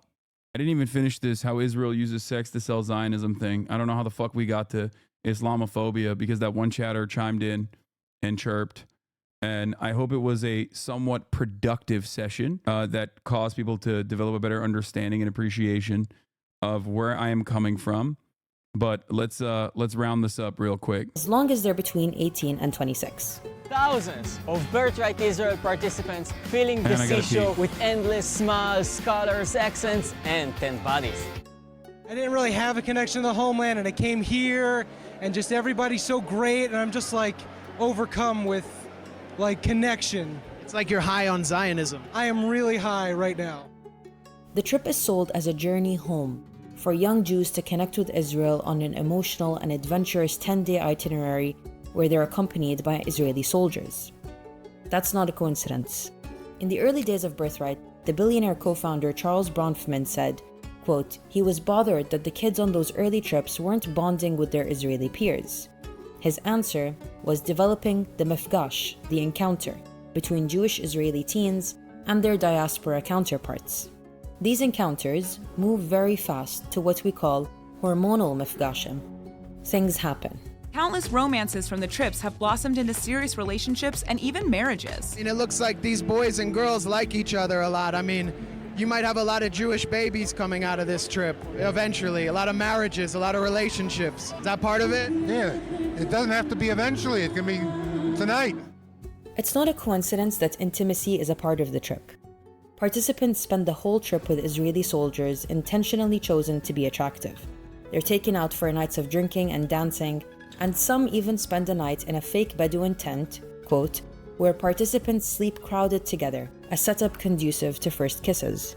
I remember even on the trip that I attended, there were 2 Israeli soldiers who clearly were into each other. Like they very much had a vibe. And someone made a joke on the trip that you have to save yourselves for the Americans, basically clarifying that they were there to seduce us. So why is coupling so encouraged on these? This is, by the way, exactly what Israelism, the documentary, is about as well, and how Birthright plays a formative role in basically creating this association with Israel amongst young American Jews, funded in large part by American Christians, but that's besides the point. Trips.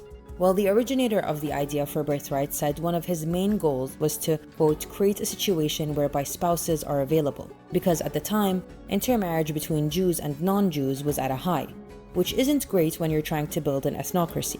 To maintain a demographic majority... Jewish Bag says, this is why I didn't go, I'm gay. Bro, I went on Birthright, it's so funny watching it being broken down. Yeah.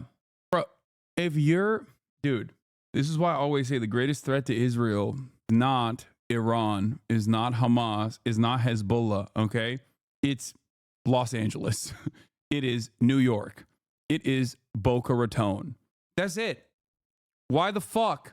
Like, why the fuck would you be like, yeah, I want to go and live in Israel if you're like, I love the situation in America, okay? It's great. I am an American. This is a question I present to some of my normie Jewish friends all the time, which is, you're American. The fuck are you talking about? Like, what do you mean? It's just like very hard to shake people off this notion, okay? Over Palestinians, Israel needs Jews to make more Jews. So what better way to encourage reproduction and immigration than through a coming-of-age, euphoric, emotional, and adventurous trip? The reality of Israel's nation-building story is violence, displacement, dispossession, colonization, and...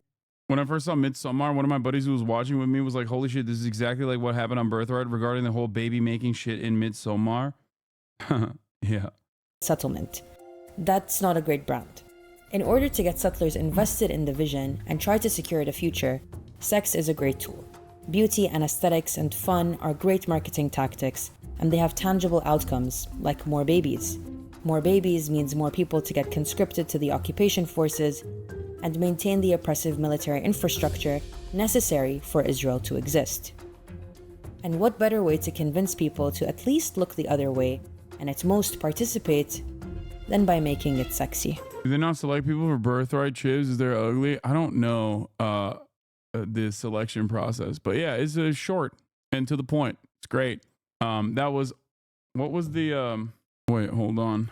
For a long time. Oh, that was Uncivilized, which has a bunch of banger videos, by the way, including how Vietnam teaches Palestine to fight invaders. They have a bunch of really cool videos. But the video that we just watched is how Israel uses sex to sell Zionism. How Trump used WWE tactics to win. I'm not going to watch that right now, but yeah. How do I reconcile pro-Israel Jewish friends? I know it's easy to dismiss someone online, but when he's my friend, it's different. He's not bloodthirsty, but is it immoral to remain friends knowing he won't budge? I mean, just be normal, dude. I don't know. I'm not going to fucking tell you guys to just like completely write out people that you know. You should always try to talk to them, and slowly but surely you can convince them and change their minds. You know? I almost went on Birthright. Kind of glad I didn't go, though. I wonder if I had gone, would I have been radicalized sooner? Because I had zero idea that Israel was an apartheid state. I don't know. I've never been on Birthright, so I have no idea what it's like. We have Stellar Blade, Epic Gamer Outrage on the docket. We have The End of England.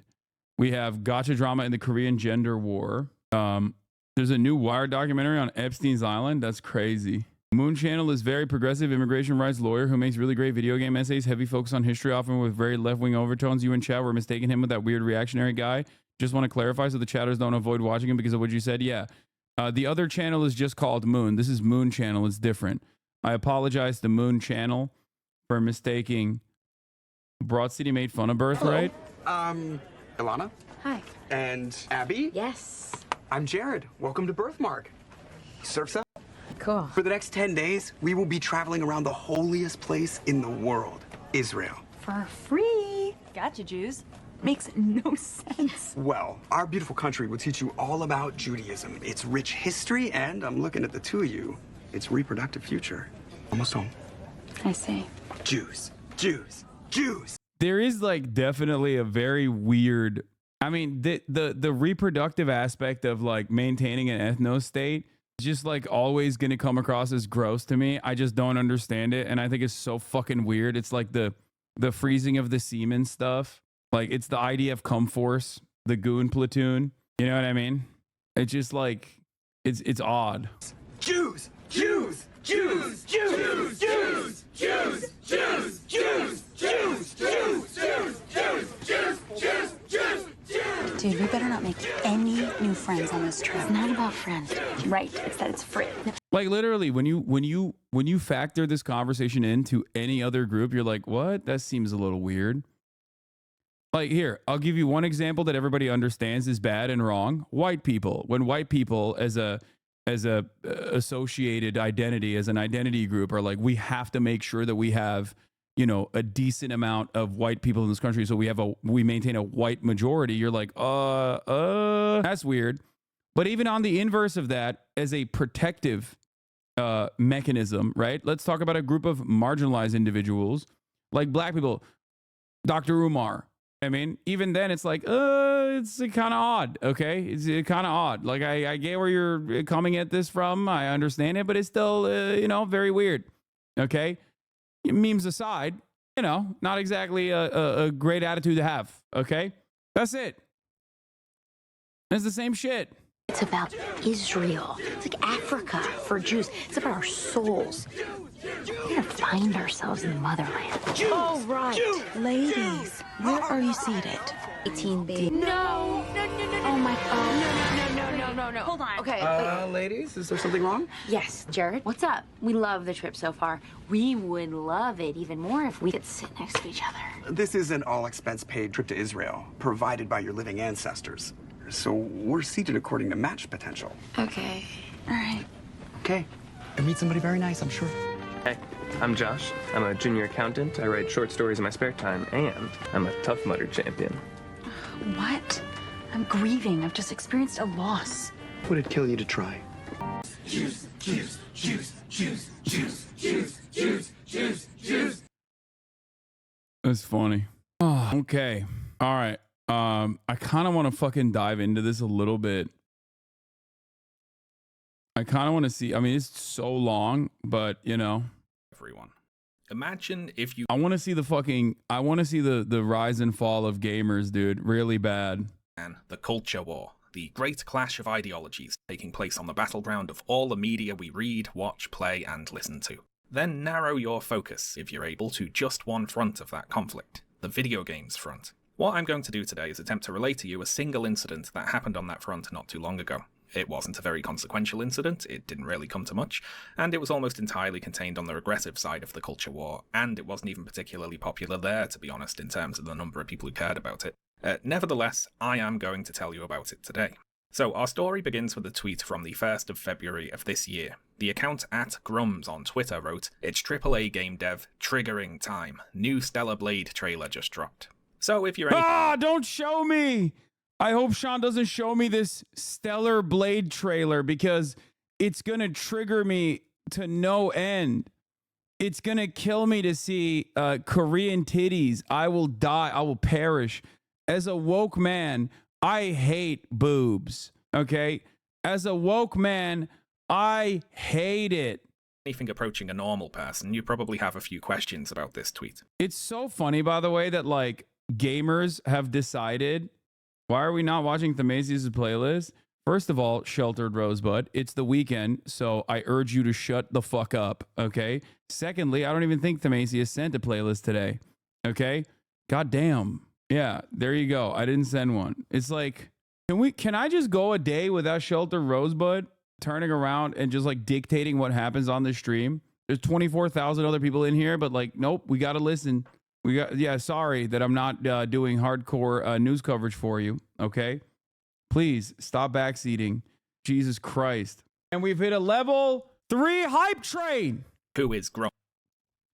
I do find it very funny that gamers have basically made being like an incredibly horny person that is annoying to be around a political movement.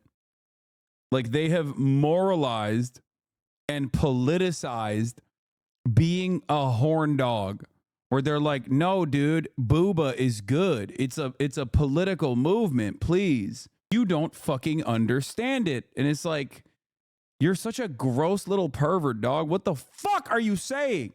And I say this as someone who also every now and then enjoys a nice booba. But how the fuck do you create a political movement around gooning, dude? What is Stellar Blade? It's a video game. And why is a video game trailer being released being assumed here to be, quote, triggering to game developers? Since, I mean, that's the sort of thing you'd imagine they'd be used to, right? So let's attempt to answer these thank you for the 5 gifted. Mythic, thank you for the 5 gifted. Grums is the Twitter account of game developer Crispy Mark Bacon Fox, Kern. thank you for the 10 Mark gifted. Kern is best known entertainment on the original release of popular MMO World of Warcraft in the early 2000s, and has since spent his time doing sod all. Well, that's not very fair. After leaving Blizzard, Kern co-founded Red 5 Studios, a company he became the CEO of in 2008. Red 5 Studios was creating a game called Firefall, the production of which was very turbulent. Kern came under fire for allegedly massively overspending on advertising for the game, most notably on a custom-ordered Fire. That's the other part of this that I'm very frustrated by, is that like this dumb fuck has never actually produced positive results and has like unironically done the exact same kind of Kickstarter grift that they used to shit on like Anita Sarkeesian and Brianna Wu over. But gamers don't seem to track it in the same way, because Grums is like a gross little fucking gremlin nerd, and he's fighting the good fight against woke in video games. Fall-themed bus, which cost millions of dollars and was rubbish. Employees within Red 5 described Kern's leadership style as erratic, impulsive, and very disruptive. He was accused of taking extended absences from work only to turn up and suddenly demand sweeping changes to the game.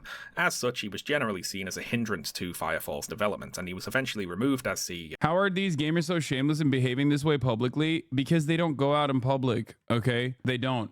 Oh my God, brother, shut the fuck up. I'm not going to talk about NATO right now. Just go, please just go and watch, I don't know, Hasanabi, NATO, Turkey reacts to bestie marks or something, and you'll develop a better understanding. You haven't stopped fucking demanding that I stop everything and talk about NATO. God damn. By the company's board of directors. Kern then founded Mech Entertainment in 2014. Are you going to address the allegations? You're going to be coward hiding behind ignorance? Blockchain integrated. What allegations? What is it the fact that Korean booba gamers are waiting for me and I haven't played the Korean dating sim? Is that what you're going to say? Is that the allegations? Malsuk is better than Gran. I don't disagree with you. I think Malsuk is still best girl, but has been hard. It's been hard for me to win her over. Created virtual reality MMO for the Oculus Rift. And that didn't happen, obviously. Kern's next game, I suppose, was Ember, written EM-8ER, which is touted as a spiritual successor to Firefall. See, Firefall, Ember, you get it. Ember is, as far as I can tell, looking at development videos on YouTube, a game where you play a robot and shoot at little white cubes. Ember was announced 8 years ago and was in its pre-alpha phase for ever. It is still in its pre-alpha phase, I mean. Kern has made a lot of big promises about all the features the game is definitely going to have in the future, but as the years roll by, even the people who pay to support this project are starting to sound a little frustrated with him. So this part is directly for you, Grums. Get off Twitter. Stop with this anti-woke crusade and just focus on the game. If you want to prove everyone is wrong, then be quiet, hunker down, and make what you keep telling the world you're going to make. The top YouTube comment on one of these videos says that Ember, quote, is already running the exact same course as Firefall did back then, and for the same reasons. Ages of radio silence, change of gameplay focus, countless redesigns, lack of leadership, mismanagement of project funds. Both projects suffer from the same major problem, Mark Kern. Now, this is what is so endlessly frustrating about the hypocrisy lovers out there. You know, people love to seek out hypocrisy, or maybe even in certain instances, hypocrisy might not exist, right? Against your ideological opponents. But like, this guy's literally responsible for the exact same type of shit that gamers are supposed to fucking hate. And yet, because he is, you know, on this horny crusade, and can so easily create controversy by just simply pointing to the dumbest shit possible over and over again, by being like, every game now sucks because there's black women in it, okay? Or this game sucks because Sweet Baby Inc. worked on putting black women in the game. So many gamers just like refuse to reckon with his own obvious hypocrisy here, that he is a failure of a developer and has grifted a shit ton of funders into believing that he was going to make an incredible fucking video game that he never did.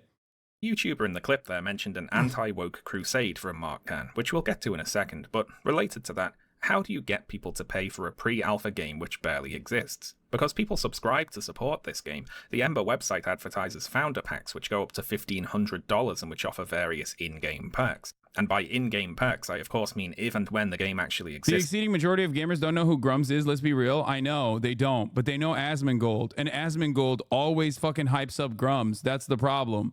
Like, a lot of this shit, a lot of people get their markers from this dipshit, and they basically will, you know, look to him as their North Star, as their guider, okay, throughout the stupid ass fucking reactionary slant that so many goddamn oily gamers have fucking gone through. It's so fucking frustrating. Some of it is because 35-year-old men realize that gaming doesn't hit as hard as it once did when you were a baby and you didn't have bills to pay. Okay? Others are understandable frustrations at the state of gaming now as a direct consequence of major companies, developers and publishers basically turning everything into EA. Okay? Recreating the same cycle of FIFA over and over again, but for every other fucking game. There's also live service and microtransactions added on to the fucking bill, and DLCs. Ultimately, it's capitalism. Okay? It destroys art. It is not because of wokeness. And I don't know how to get this across to gamers in general who are like, nah, it's not that. It's actually wokeness. Okay? Yes, capitalism has a tendency to commodify and then ruin art. To the point where something could be described as being in it, these perks could be in it. What does it mean, for instance, to buy a character skin in Ember? Well, right now it means you get access to a picture of concept art of a skin for a character which as of yet does not actually exist. And the purchase agreement on the site makes it very clear you cannot ask for a refund on any digital purchase so long as the game is in development. Now, I don't want to make any legally actionable claims here, but I have seen a few people suggest that this whole thing is a bit shady. At a glance, it resembles all the worst of fear of missing out, limited time offer, predatory game monetization, only without the actual game part backing it up. So why, you might ask, would somebody pay money to support this project? Well, if we look through some of these skins, there's certainly a theme, isn't there? A scantily clad lady theme.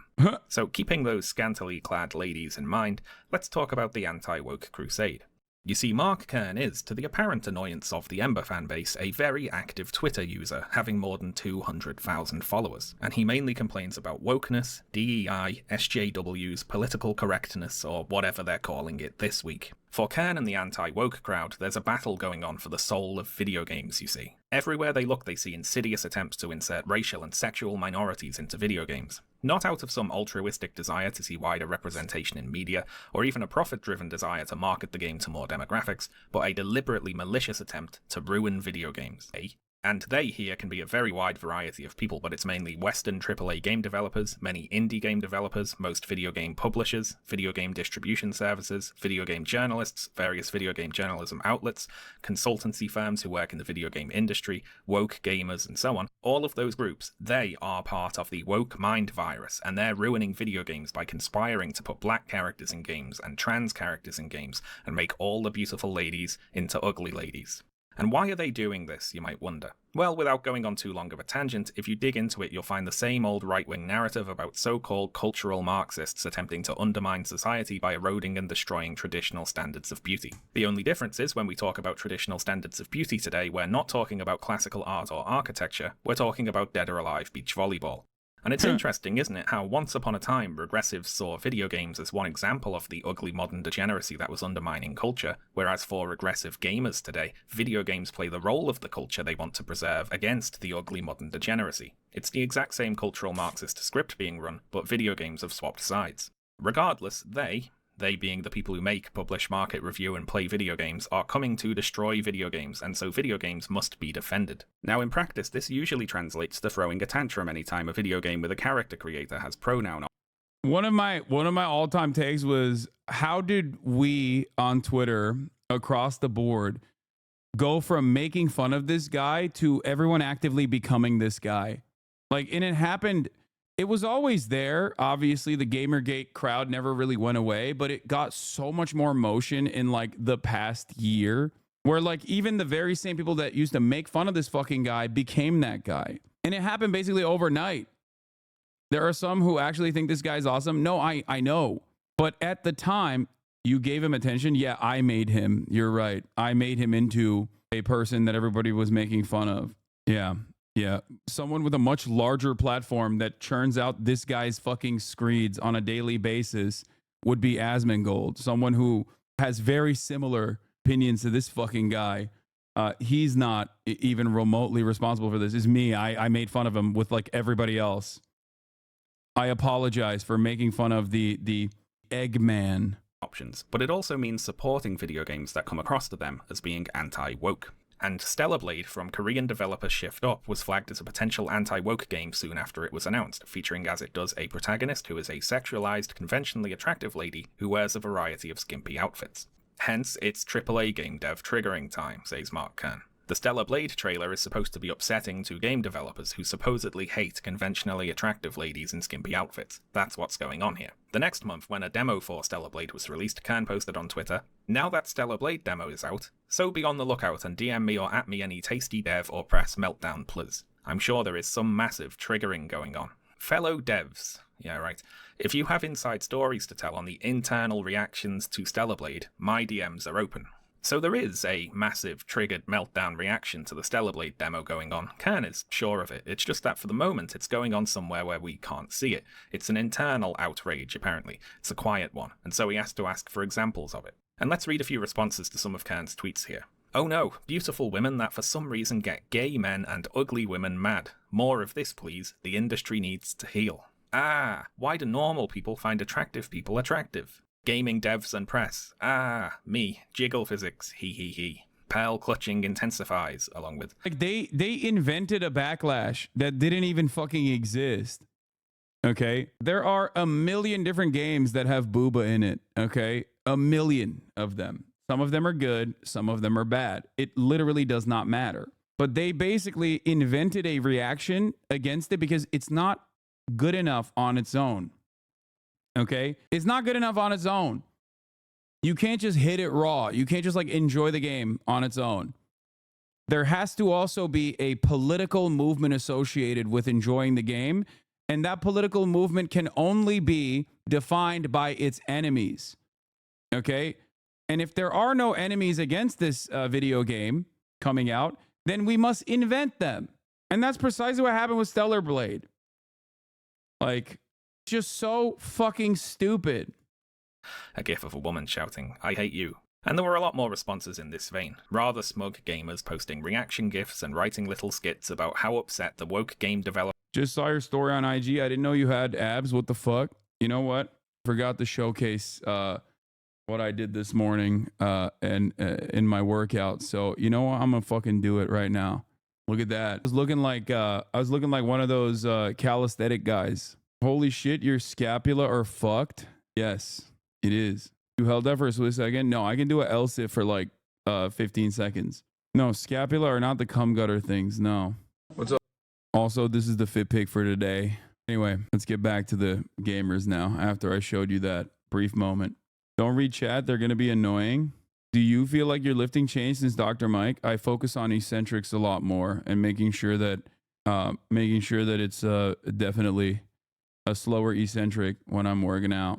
Developer/journalist Mobar about Stellar Blade. You see, the gamer lads here see Stellar Blade's character designs as a political statement, one running counter to their characterization of how the so-called woke mob is trying to ruin games with diversity and ugliness and so on. So Stellar Blade to them represents a pushback against a perceived Puritan attempt to remove all the attractive, sexy characters from video games. Except, I am old enough to remember all the way back to 1 year ago, when Baldur's Gate 3 came out. Baldur's Gate 3, developed by Larian Studios, is the third installment of the Baldur's Gate series and has been a massive commercial and critical success. It's sold more than 10 million copies, it's one of the highest rated games of all time on Metacritic, it won the Game of the Year award at the Golden Joystick Awards, the Game Awards, the British Academy Game Awards, and the Game Developers' Choice Awards. It was also named as Game of the Year by various gaming journalism outlets, such as GameSpot, GamesRadar, PC Gamer, Screen Rant, and many others. That's the funniest thing, that they have no answer to Baldur's Gate 3 because it was literally a woke nightmare, okay, from their perspective. But it doesn't really matter because Baldur's Gate was successful. It was a real gamer's game, which is precisely the reason why this omega gay game, this super pro-trans game, didn't actually invoke the same level of outrage. Because these guys will look to bad games, okay, that are hastily put together by these corporations that just want to serve fucking slop, and will say, oh, these games suck because of woke. No, those games don't suck because of woke, dumbass. Those games suck because corporations are hyper focusing on farming people as hard as they possibly can with nostalgia and all this other nonsense without actually offering any sort of like artistic integrity or artistic vision. Okay? That's it. When a game sucks, oh, it's because of woke. When a game is good, it's, oh, because they defeated woke. It's a very simple method. Ironically enough, there are a million different examples of video games that were seemingly woke on arrival, that these gamers, and not just like video games, but TV shows too, were seemingly woke on arrival, but actually got major box office success and real audiences that all of a sudden turned into anti-woke games. There are so many of these dipshits out there. There are so many fucking assholes out there who literally don't even delete their former videos. Okay? They don't even delete the old videos. They'll farm it, claiming that like something is going to be woke and it's going to be gay and it's going to suck. And then when people love it, they're like, oh, it's actually because it's not woke.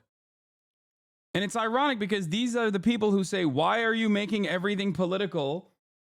They are the ones who make everything fucking political and unbearable. Game developers and game journalists absolutely love Baldur's Gate 3. And Baldur's Gate 3 is horny as hell. To start with, I don't even know if I can show you the character creator from Baldur's Gate 3, but it's got options, let's say, like foreskin options.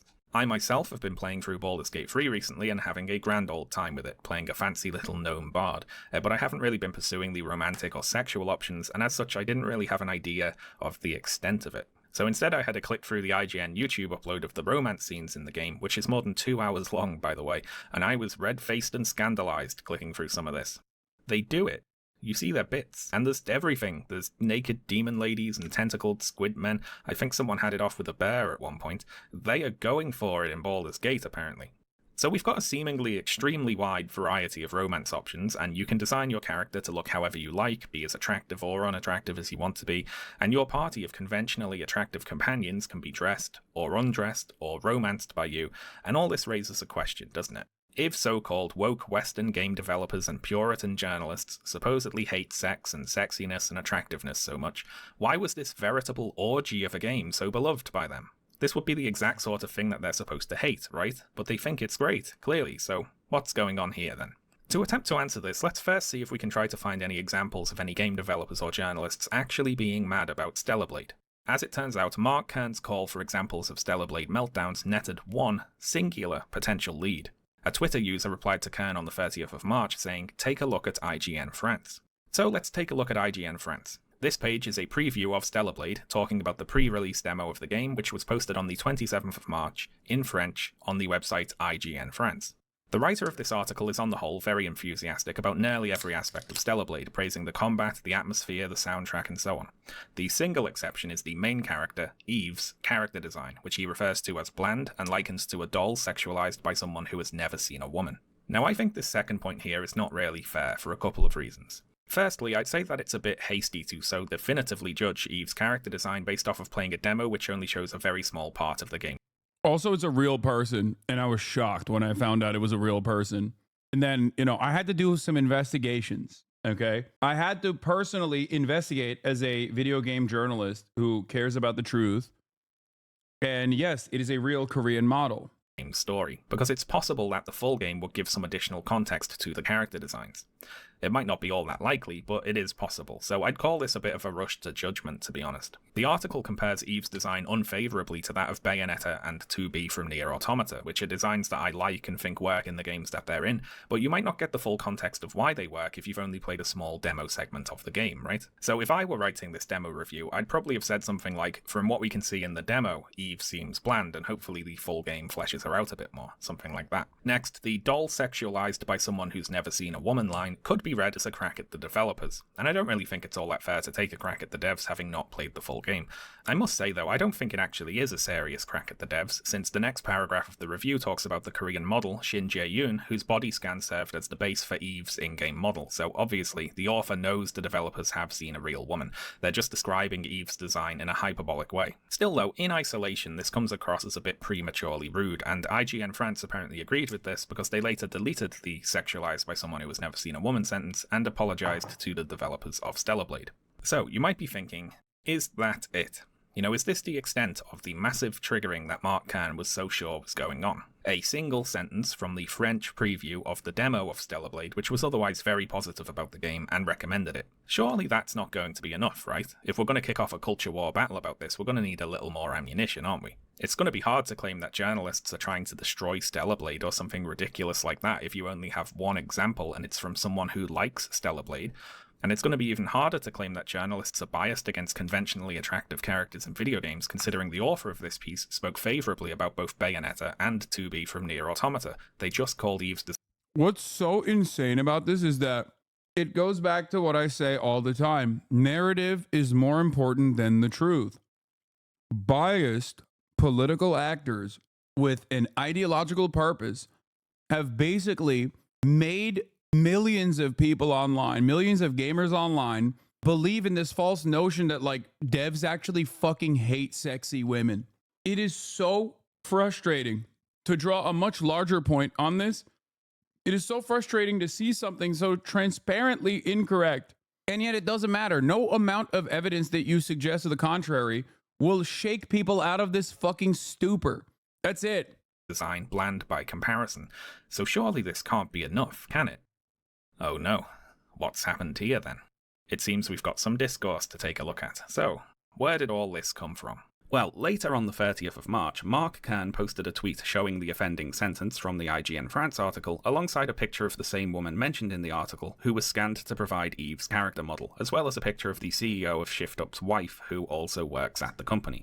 So this is a classic gotcha, isn't it? The article says Eve is like a doll sexualized by someone who has never seen a woman, but look, here are some women who worked on the game, which contradicts that assessment. Very good. It is undercut somewhat, though, by the fact the IGN France article does talk about that Korean model, in the very next paragraph in fact, saying, quote, Shin Jae-yoon, the poor Korean model serving as the character's model, is lost under layers of clumsy plastic modifications that make her unrecognizable both in body and face. So this tweet from Mark Kern doesn't really work all that well on that front, does it? Eve was based on a real woman doesn't work as a retort to someone who acknowledges her design was based on a real woman, but dislikes it in part for not resembling that woman. In fact, this tweet only works as a retort if you specifically do not include the context that the IGN France article talks about Shin Jae-yoon, which Mark Kern, of course, does not. Now, many of these videos are just people reading out this tweet from Mark Kern and having a big old laugh about how IGN France doesn't know Eve is based on a real woman, which of course they do, because they talk about her. For people asking, is this what Gamergate was like? Yes. One statement from an article from a dude who is outwardly positive towards a game, taken out of context, is enough for this onslaught of right-wing fucking grifters trying to farm desperate goddamn losers into clicking in their videos and getting angry about a thing that is not real. Gamergate was significantly worse than this because there's a whole litany of death threats associated with it too. It's in the same vein, basically. But these YouTubers don't know that because they didn't go and read the article. All they've seen of it is this one sentence from Mark Kern's tweet. This tweet by Grump seems to be going viral currently. It's at over 50,000 likes and almost 2 million views after a day. And that because it embarrasses IGN and two of the arguments they made. It says, so IGN calls the Stellar Blade protagonist a sexualized doll and says the creator's never seen a living woman. And after that, showcasing the not real doll, as IGN called her, and then the creator's wife, who's also simultaneously an artist on the team. So apparently IGN was too lazy to do even the most basic research on the game before publishing such disrespectful statements. And yes, so IGN calls Stellar Blade protagonist a sexualized doll and says the creator has never seen a living woman. So, as you see, IGN spreading lies, as of course the mainstream always does. And this is only going to get worse because of the left-wing lunatics that are out there. Because once again, there is no research or nothing being shown. This is why people are calling this out right now. Because it's quite literally a model. This is quite literally a real-life person this is based on. And I always find this to be kind of a stupid take because this is the model the game is based on, being motion captured here. It is very much based on real women. I don't know what I'm angry at. I don't know what makes me more angry. The fact that this kind of shit is kickstarted by like one dumbass, or the fact that so many people are susceptible to this kind of framing and get duped by a singular tweet. I don't know. I just like, it's so frustrating to see this. Now, Kern's tweet was one way into this discourse. Some other YouTubers were instead reading out this article from boundingintocomics.com, which makes the same mistake as Kern, saying, further, while Eve herself may be a fictional character, her appearance is not, instead being based on a full one-to-one body scan of real-world South Korean model Shin Jae-yoon. In light of both their ignoring of these facts and their blatant attempt to insult Kim, that's the CEO of Shift up there, both Asola and IGN France soon found themselves facing a massive wave of backlash from the general public regarding their lack of journalistic integrity. Which, one, is very funny talking about journalistic integrity while accusing IGN France of ignoring something that they did in fact talk about, and two, is very funny claiming there was a massive wave of backlash from the general public about this. Yes, they were This is why I gave up a long time ago trying to address some of the commonly held criticisms around someone like myself. I was wrong. Two mistakes I made in my career was one, openly admitting to being anti-capitalist, and two, ever thinking that people actually gave a singular shit about the truth. Because for people, it's not about a genuine interest or intellectual curiosity or genuine interest in understanding what the reality is. It's simply people that want to have their suspicions confirmed. That's why in so many fucking instances, you see people that are in this chat, okay, that will just straightforwardly refuse to listen to what I have to say. I'll literally be criticizing someone on screen, and in that very same moment, they'll be like, I bet you love this, Hassan. Yeah, I can tell you love this. I mean, we saw this during election night when so many people came in and were like, oh, I bet you're crying right now. And I was like, I'm not. I knew that this was going to happen. I said that this was going to happen. And I was already upset no matter who won. And yet people were just like, nah, you're seething. You're seething. Another example of this is like the famous case of when I was in Australia, having the time of my fucking life, hanging out with my friends, not being online. And because I responded to someone in my Discord as, I'm going to kill myself, all right, which is, you know, classic response online. The very same people that say that on a daily basis were like, oh, he's literally going to commit suicide. He's like actually exhibiting suicidal ideation. And when I corrected the people where I was like, I had no fucking clue this was happening online. I wasn't even online. People were like, nah, you're just lying. Nah, just lying, dog. Remember when you almost killed yourself because your view counts were down? It's like, no, I don't, because that's not a real thing. But it doesn't matter. It does not matter. Because the truth does not matter. What matters to a lot of people is how many YouTube essays we can make debating whether or not your favorite content creator has good vibes or not. The actual interpersonal relationship in that moment from fucking 5-10 years ago is completely inconsequential. What is more important is the narrative that you can lead on Reddit. And people would openly rather just continue along with a falsehood than to actually understand what the truth is. And when faced with the direct evidence that their narrative is incorrect, they just double down on it. When I watched you debate that drama tuber looking for a video, I knew you were right, but disappointed you engaged with this guy who's clearly farming for a YouTube video. The guy had to take a break to watch his own YouTube video mid-debate for talking points, but I was still mad at you for engaging with the drama YouTuber. Yeah. Also, when that girl came up to you about Pepsi or whatever, people thought you were so triggered, but you weren't. Clip Chimps trying to make something more than it is. Yeah. People absolutely would rather have their own preconceived biases reinforced than to develop a better understanding of what the fuck's going on. That's it.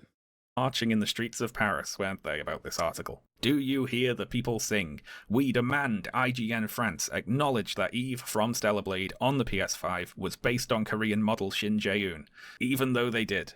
Now, the third way that YouTubers got into this discourse was by copying each other's videos. Like, look, he's just nicked his thumbnail and all. Some of these videos were commentary videos, you see, and by commentary videos I of course mean they watched a video that someone else made and paused it occasionally and said, yeah. Yeah. And I always find this to be kind of a stupid take because this is the model the game is based on, being motion captured here. It is very much based on real women. That's big-time internet streamer Asmongold putting his personal touch on this discourse by sitting in the corner there and watching this other video on the channel Yellow Flash Productions, which covers both the tweet from Mark Kern and the article on boundingintocomics.com. The video of Asmongold's stream posted on the channel Asmongold TV got 8 layers of falsehood with something of no material importance whatsoever, by the way. Because the other side of the story is the patently unserious nature of this conversation. What if actually was mad at the titties? Who fucking cares? You know what I mean? Who cares? Even if it was 100% correct, even if Grums was absolutely correct that like they were seething, who gives a shit? Just play the fucking game, dumbass. Why can't you just enjoy the game on its own? Why do you have to imagine some woke libtards being owned somewhere, okay? In fucking France, of all places, too. You know, a nation state known for its unique approach to feminism in general. I think that a lot of these gamers would recognize that they are a lot closer to the average French person in their understanding of sexualized, fantasies than they think that they have disagreements on, okay? nearly 1 million views, more than 10 times the views of the video he was watching, but don't feel bad about that. Asmongold is just watching someone read out something someone else said about something they didn't do any research about. It is lazy bastards all the way down today. Lazy and liars as well. Let's take a look at a couple of these thumbnails. This one from the channel Manix has a fake quote from an IGN Twitter account that says, in all caps, "Don't buy this game." This one also shows up in the thumbnails for videos on other channels, like these ones. There's also fake review scores in there, pretending IGN gave the game a score of 3 out of 10, which, I mean, it wasn't even out yet, and they hadn't reviewed it. They gave it a 7 when they did review it. The channel Dread Roberts has a video with a thumbnail that proclaims, "They want this game to die," in all caps, along with the quote, "She's a whore." Like, this is so unserious, dude. Imagine. Is this the peak of your political movement? Like, even if this was real, even if IGN wanted this game to die, really? That's what you want to associate with on your deathbed? That's what you're going to remember? The conquest you engage in? The fact that it's not real and it's simply just like right-wing hysteria that people associate it with and people just like ran along with makes it even worse. But also, even if this was a real thing, even if IGN actually had come out and was like, "I fucking hate this game, I hope it dies," treating this like your own personal 9/11 is just like, how bored are you? Or under the IGN logo, which, well, IGN didn't say that, of course. Even the IGN France article that criticised Eve's design was broadly positive about the other aspects of the game. I mean, it doesn't make sense, does it? If IGN wanted to hurt the sales of Stellar Blade, why would they attack it in only a single paragraph of an otherwise favourable preview that only went up on their French website? Like, if there's some plot from IGN to destroy Stellar Blade, it's being expressed in the most obscure, contradictory way possible. So why are these videos pretending that IGN did trash the game and try to kill it? Well, for clicks, obviously. They want a big culture war Gamergate moment so badly that they're willing to play pretend to try to get one started. And this is one of the interesting things to me today. It's the yearning for a lost glory, I suppose. Watching through some of these videos reminded me of those Imperial Japanese soldiers living in the jungle who didn't realise World War II was over. These are the bedraggled remnants of the Gamergate army, bravely fighting on long past the point where anyone else cares at all. I think we need to get in touch with Davis Arini or someone so we can formally give them the order to stand down. One thing that stood out to me watching these videos was that the video makers would often make very confident predictions about both 1. Stellar Blade being a great game deserving of very high scores, and 2. the gaming press giving it low scores when it does come out. Watching one of these videos, I heard a guy say he was sure Stellar Blade would get low review scores, quote, nothing close to the higher scores it deserves. And this was posted in a video before Stellar Blade was released. Like, they're already sure it's a great game. It's already deserving of high scores before they've even played it, simply by virtue of what it represents. Now, it would be unfair of me to dole out criticisms of people speaking prematurely about a game they haven't played if I myself then went on to talk about said game having not played it. So I played the entirety of Stellar Blade. I streamed it on my Twitch channel, which I'll link in the description. So out of a sense of due diligence and to prove I actually did play the game, I'm going to review Stellar Blade now for too long.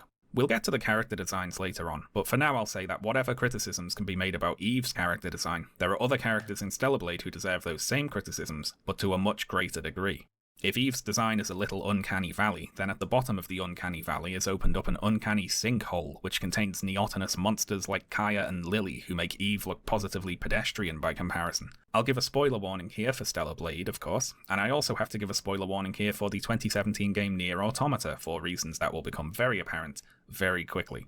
So okay, Stellar Blade. If I had to sum up Stellar Blade in a single word, I'd say it is derivative. As an example here, let's start out by giving an overview of the basic premise of the story. So, in Stellar Blade, you play as an android on a post-apocalyptic Earth that was devastated in an ancient war between what you're told was humanity and a race of alien invaders. Launching from a base in orbit of the planet, your mission is to fight and defeat the invaders on behalf of a humanity that, unbeknownst to you, no longer exists. Now, anyone who's played Platinum Games' 2017 release Nier Automata will right now be saying, hang on a minute, isn't that just the plot of Nier Automata? And yes, it is. The plot of Stellar Blade is strikingly similar to the plot of Nier Automata. The only difference is in the twist, really. In Nier, the twist is that the humanity you're fighting for is extinct, whereas in Stellar Blade, it's that the humanity you're fighting for actually turned into the monsters that you're fighting.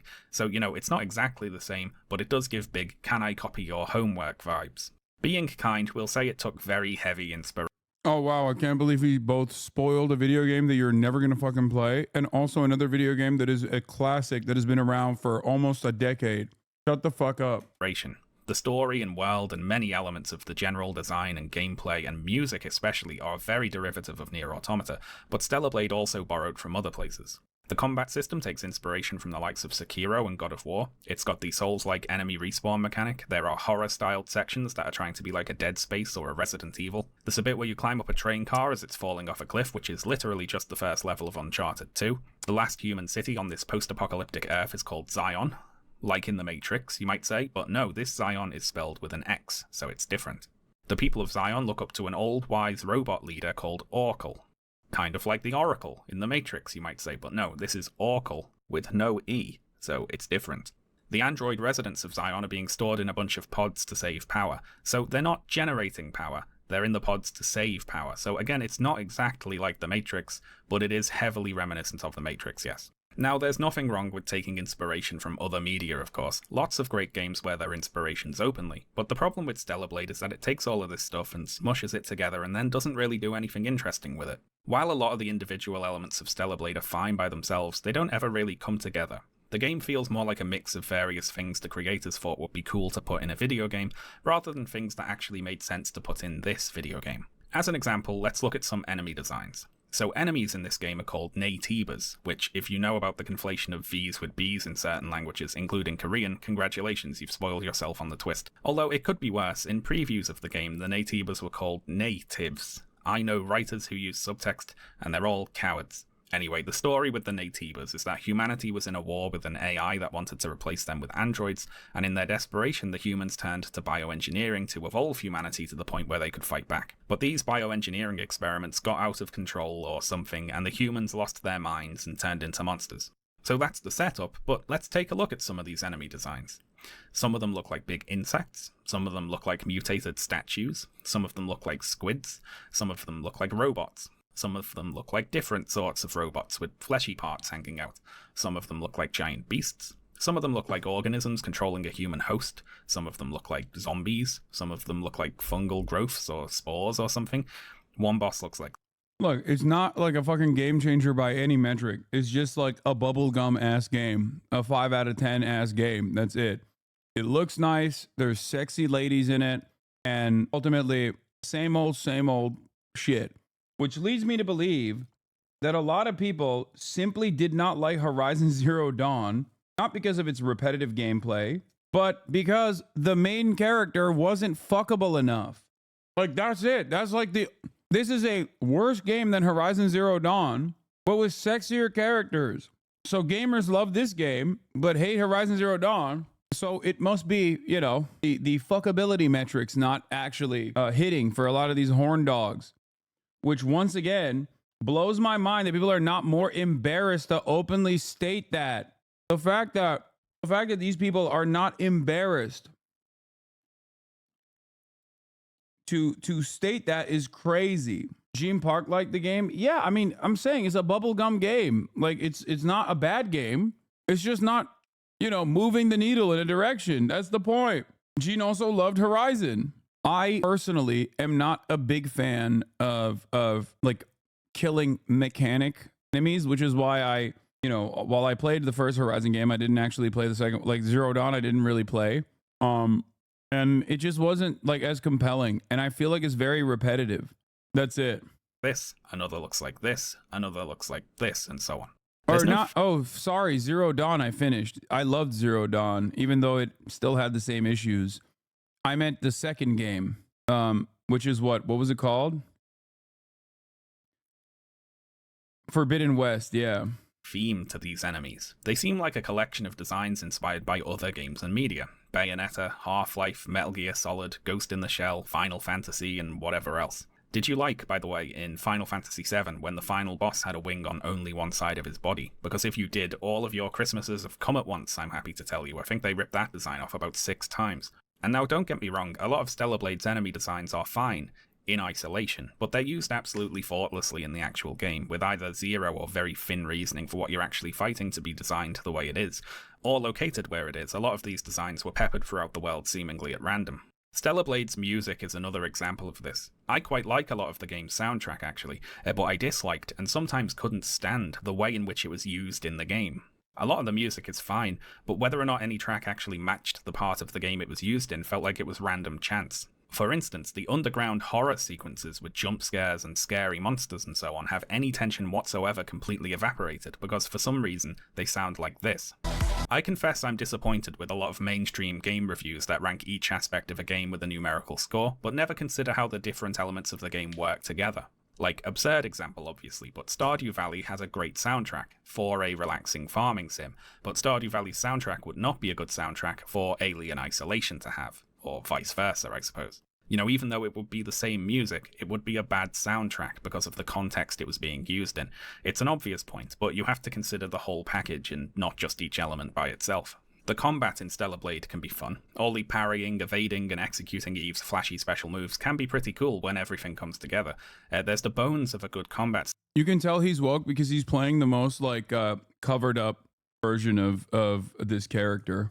Sean didn't appreciate this game because there's titties in it. I'll say it. He should have been playing on hard difficulty, which is when the character is naked.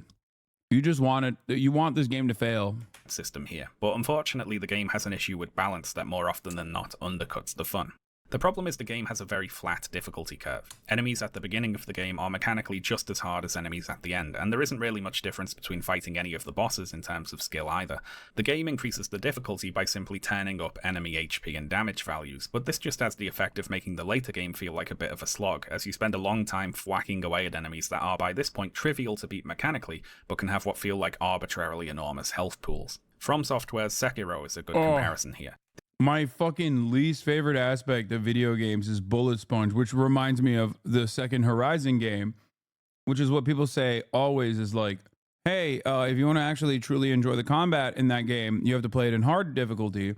And when you turn it into hard difficulty, it doesn't improve the AI. It doesn't make the battles tougher. It just makes them bullet sponges. The enemies at the start of Sekiro are both weaker and mechanically much simpler than the enemies at the end, but the game prevents things from ever turning into a slog by means of its death blow mechanic, which is genius. If you can fill an enemy's posture gauge in Sekiro by keeping up the pressure on them by parrying their attacks and hitting them with your own, you can drain their entire health bar in a single hit regardless of how much health they have left. And this goes for every enemy in the game, even bosses. If you prove you've mastered the mechanics of how to fight them enough to break their posture, you get to end the fight right there.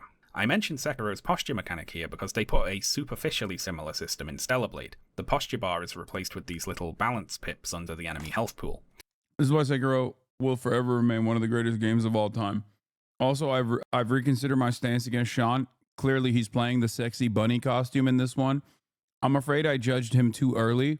It seems he is a man of taste, and it seems like he's not woke and giving an honest assessment.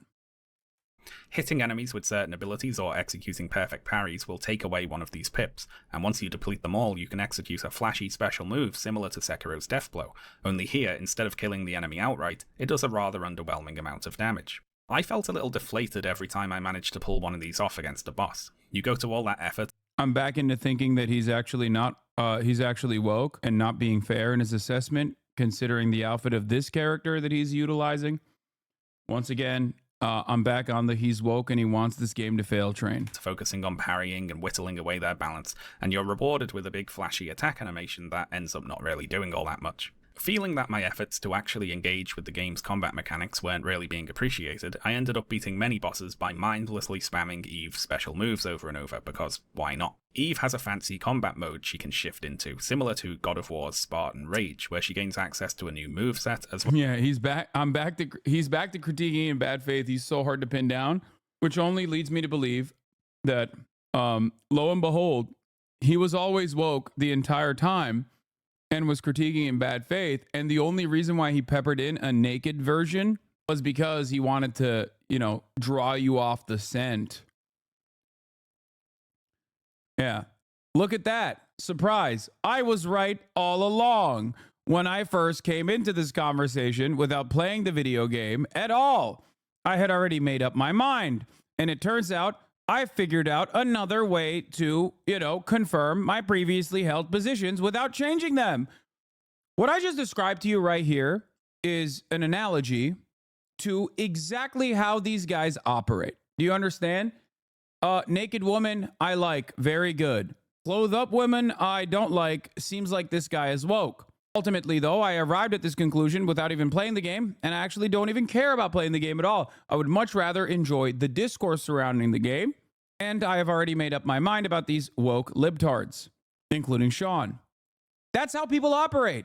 That's just it. No one has any real interest in having a normal conversation. No one has any real interest in changing their minds, changing their previously held positions. It is very frustrating. As well as growing a single wing on one side of her body, fancy that. The spin move she can do in this form has a knockback effect that prevents enemies from countering, so you can just press that over and over with no way for whatever you're fighting to ever do anything back to you. It feels like they made the more mechanically interesting and engaging elements of the combat give low gameplay rewards, whereas mindless repetitive spam is much more consistently rewarded. There are conflicting design influences here that work against each other. Stellar Blade feels like it's trying to be a little bit like Sekiro and a little bit like God of War and a little bit like Nier Automata and Bayonetta and Dead Space and so on, and all the different systems can end up getting in the way of each other. I will say though that when the Stellar Blade developers were looking at other game franchises for things to borrow, I wish that they'd also borrowed some character traits for their characters to have. The main character and the subject of all the fake outrage today is Eve, who is a blank slate with the emphasis on blank. Eve is exceptionally one-dimensional. Her only major motivation is to complete the mission she was assigned, and as far as I can tell, there aren't any interesting reasons for her to want to be doing that. She isn't trying to prove herself, she doesn't desire to be seen in a certain way, she isn't devoting herself to the mission to compensate for something else, she just has been given a mission, and so is going to do it, because that's her job. Eve doesn't really have a sense of humor, and she doesn't engage much with the world beyond the extent she needs to in order to accomplish whatever her task is at that moment. Beyond wanting to complete the mission, as far as other character traits for Eve go, after playing through the whole story, all I've got is that she doesn't like swimming, she often complains about having to go in water, and she seems to like collecting the various collectible cans hidden throughout the game's levels.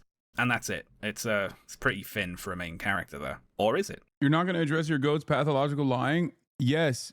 I will not be addressing bad faith critiques that are coming from a position of white supremacy, okay?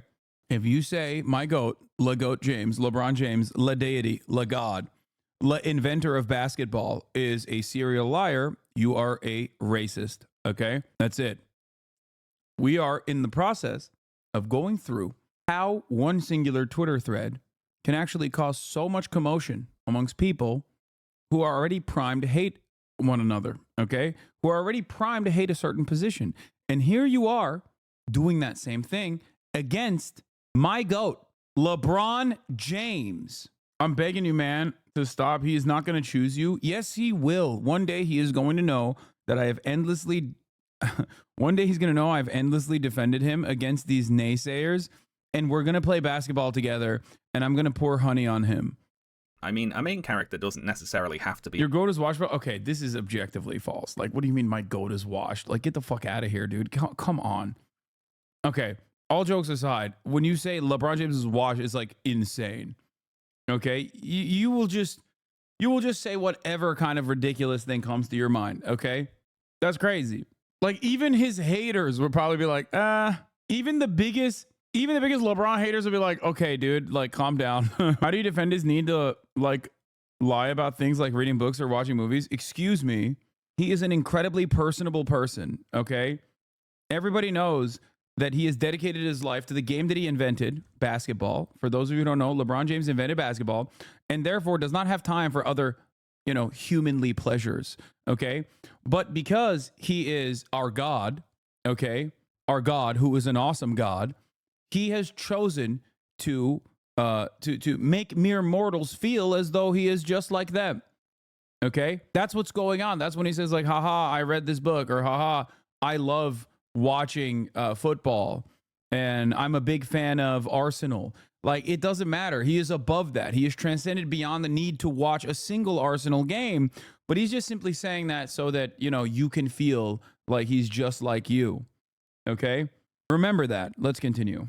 All that complex, do they? You might say Mario or Link are simple game characters with straightforward motivations, for instance, and they're perfectly fine. So what's the problem with Eve being simplistic? Well, the difference is the way in which the narrative is being conveyed, I think. Stellar Blade has long cutscenes, a lot of dialogue, radio chatter while you're playing through the missions, and if a game is going to make you listen to a character talking for hours, it might be nice if they occasionally had something interesting to say. Nintendo doesn't make you watch hours of Mario talking in boring cutscenes, do they? No, he just says, "It's a me, Mario, let's a go," and that's all he needs to say. Let's compare Eve to a few other video game characters here. Cloud from Final Fantasy VII and the remake starts out trying very hard to be seen as a stoic, no-nonsense, just there for the mission kind of guy. But over the course of the story, we realise that this stoic persona is an affectation. Cloud is actually a pretty insecure and vulnerable person who's merely trying to present a cool and disaffected front. He is the way he is at the start of the story because he's trying to protect himself. He's traumatized. The way he's acting.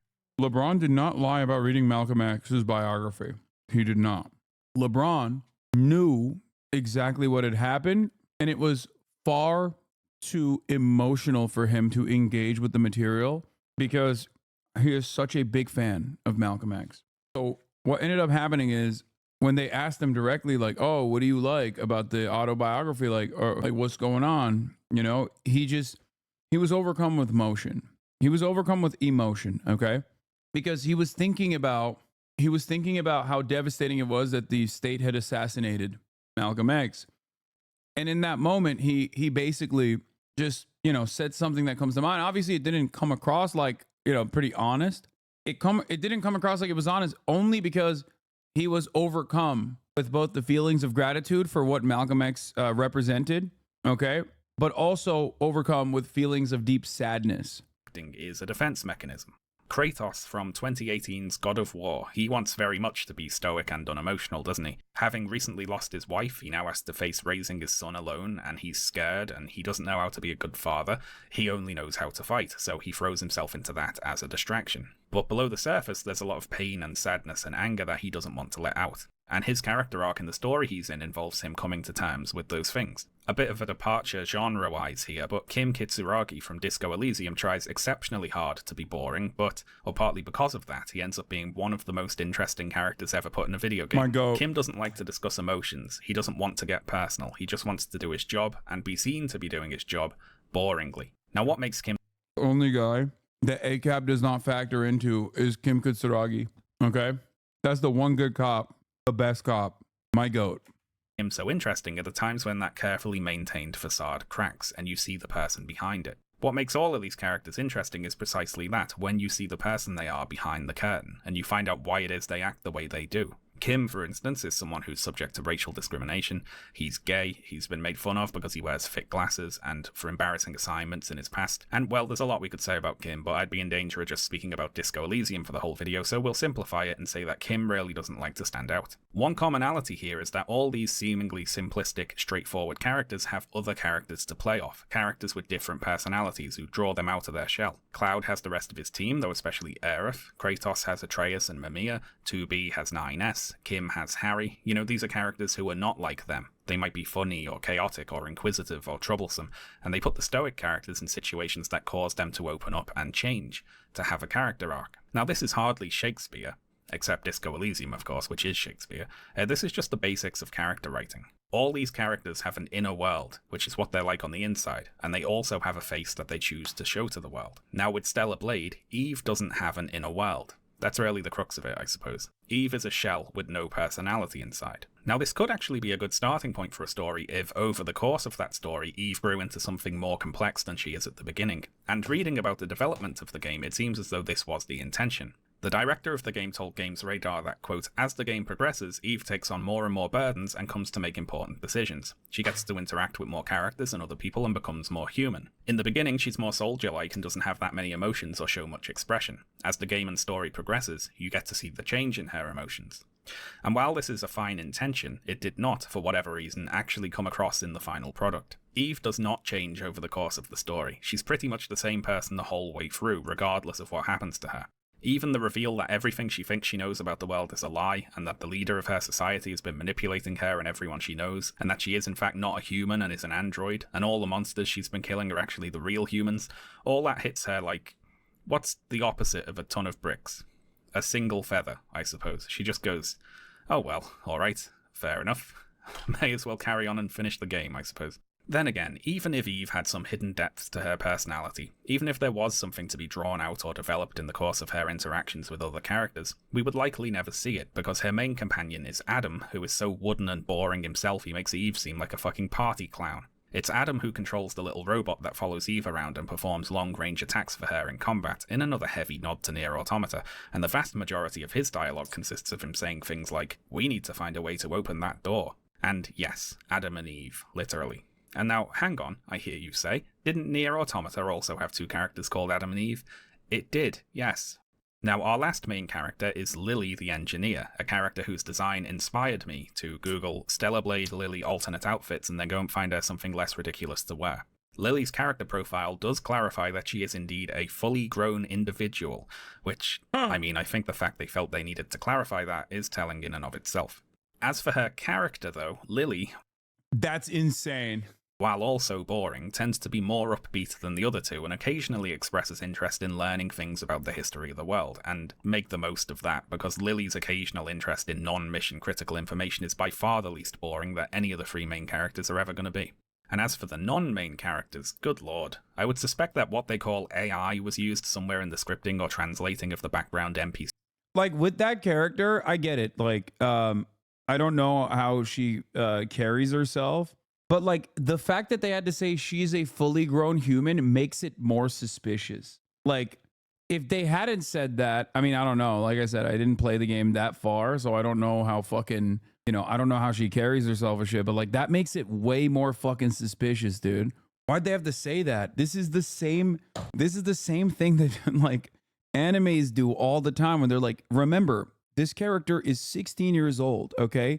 If there was ever a moment where you thought this character was like, I don't know, in her early 20s, for example, fear not. I will remind you, the character is 16.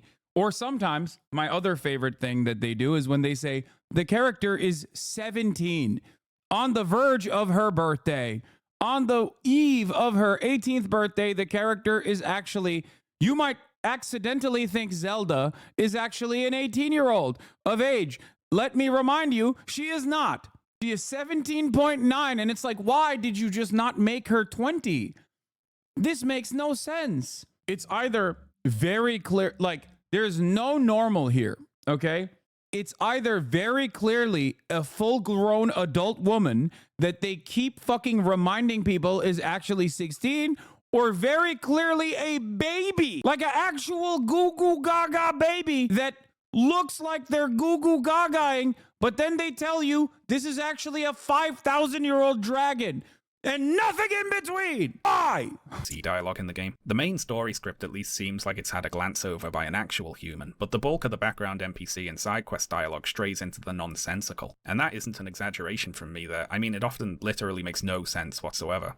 Like, I guess with Zelda, I understand, because, like, she's not supposed to be sexualized. You can't stop people from doing it regardless. But, you know, the example that I'm referencing remains in every fucking story. Angel, lovely to meet you.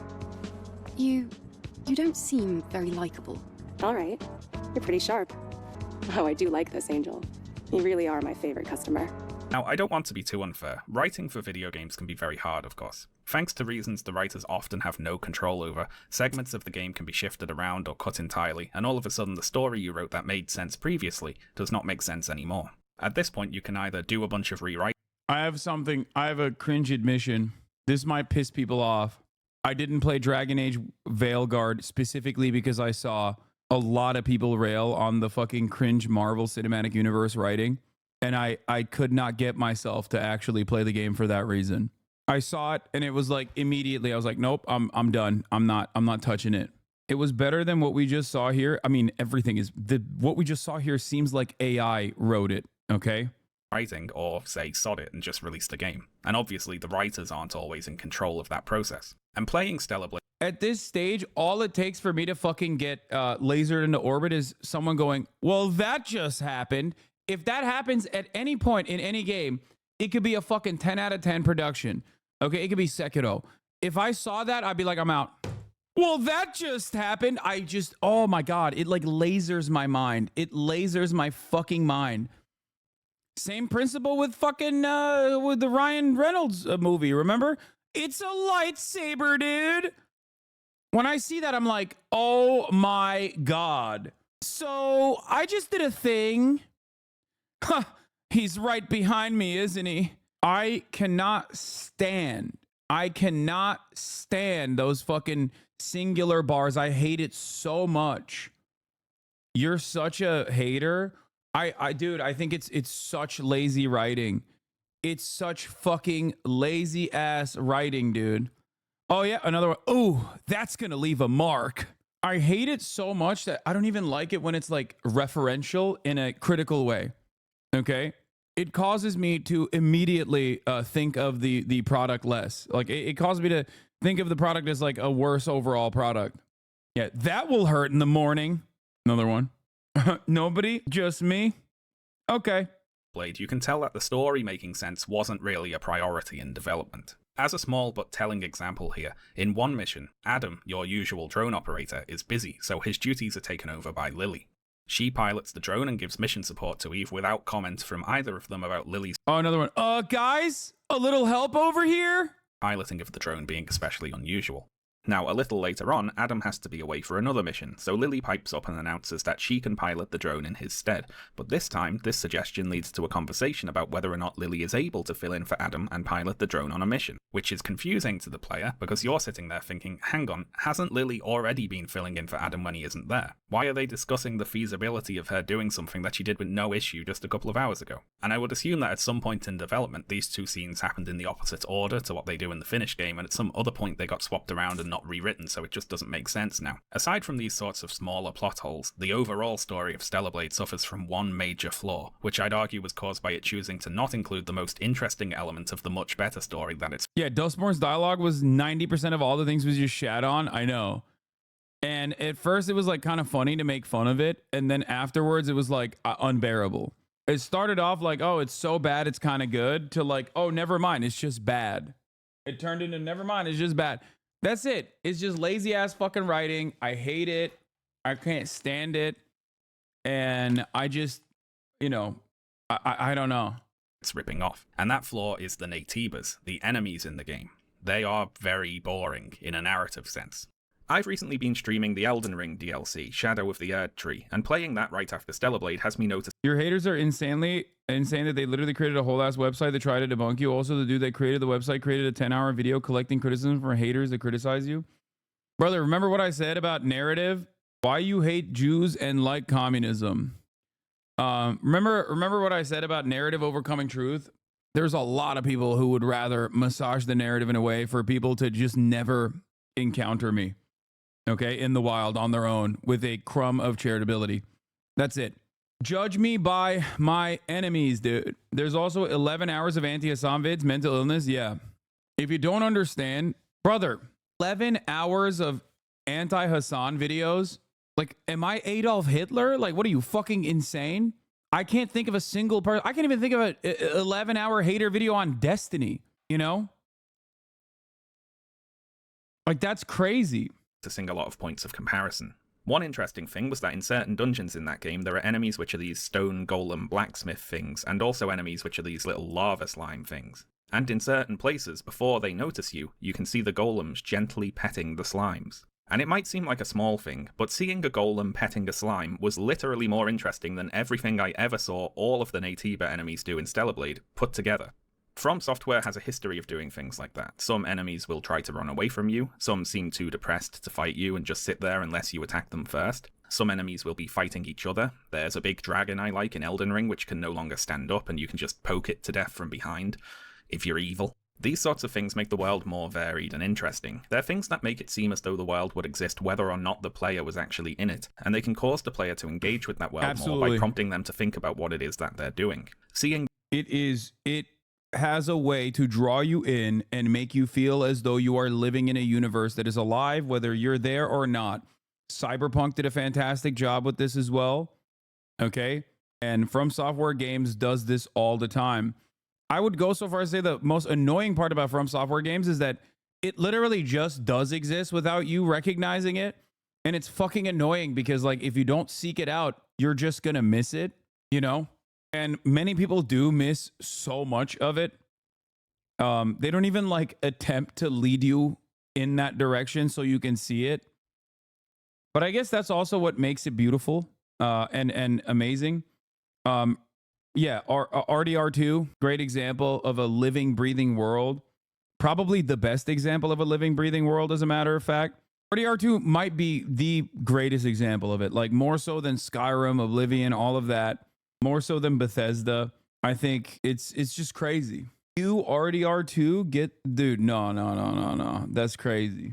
I'm sorry. That is goated. RDR2 is fucking goated, dude. It is the best example. Like, you want to patch that fucking game? End the first chapter. Eliminate it in its entirety. No more, and also eliminate all the fucking hand-holding that has to exist. Eliminate all the hand-holding that has to exist in every fucking mission where you're like, this is a beautiful universe and you have to take it in at every fucking step of the way. It's like, I don't like it. I don't like that. I think it's annoying. It's tedious. It's boring. It kills the replayability. Having said that, however, the world is damn near perfect. Golems petting the slimes, or this hollow chilling out on a ledge in Dark Souls, those moments make those enemies more than just mindless monsters to be defeated in combat. Is he petting that? Dude, is he petting a slime? Buddy, he's petting it. I can't kill this man. He has a pet. Now, I'm not saying this is necessarily the right way to do things, to be clear. Everything I'm saying right now is dependent upon the type of game that's being made and what the creators want the player's relationship to its enemies to be. You can have a game with mindless inhuman enemies if you want, that's fine, but Stellar Blade, in its cutscenes and in its dialogue, is trying to ask questions about what it means to be human. So it seems like a big missed opportunity to have all the enemies in the game act so relentlessly inhuman.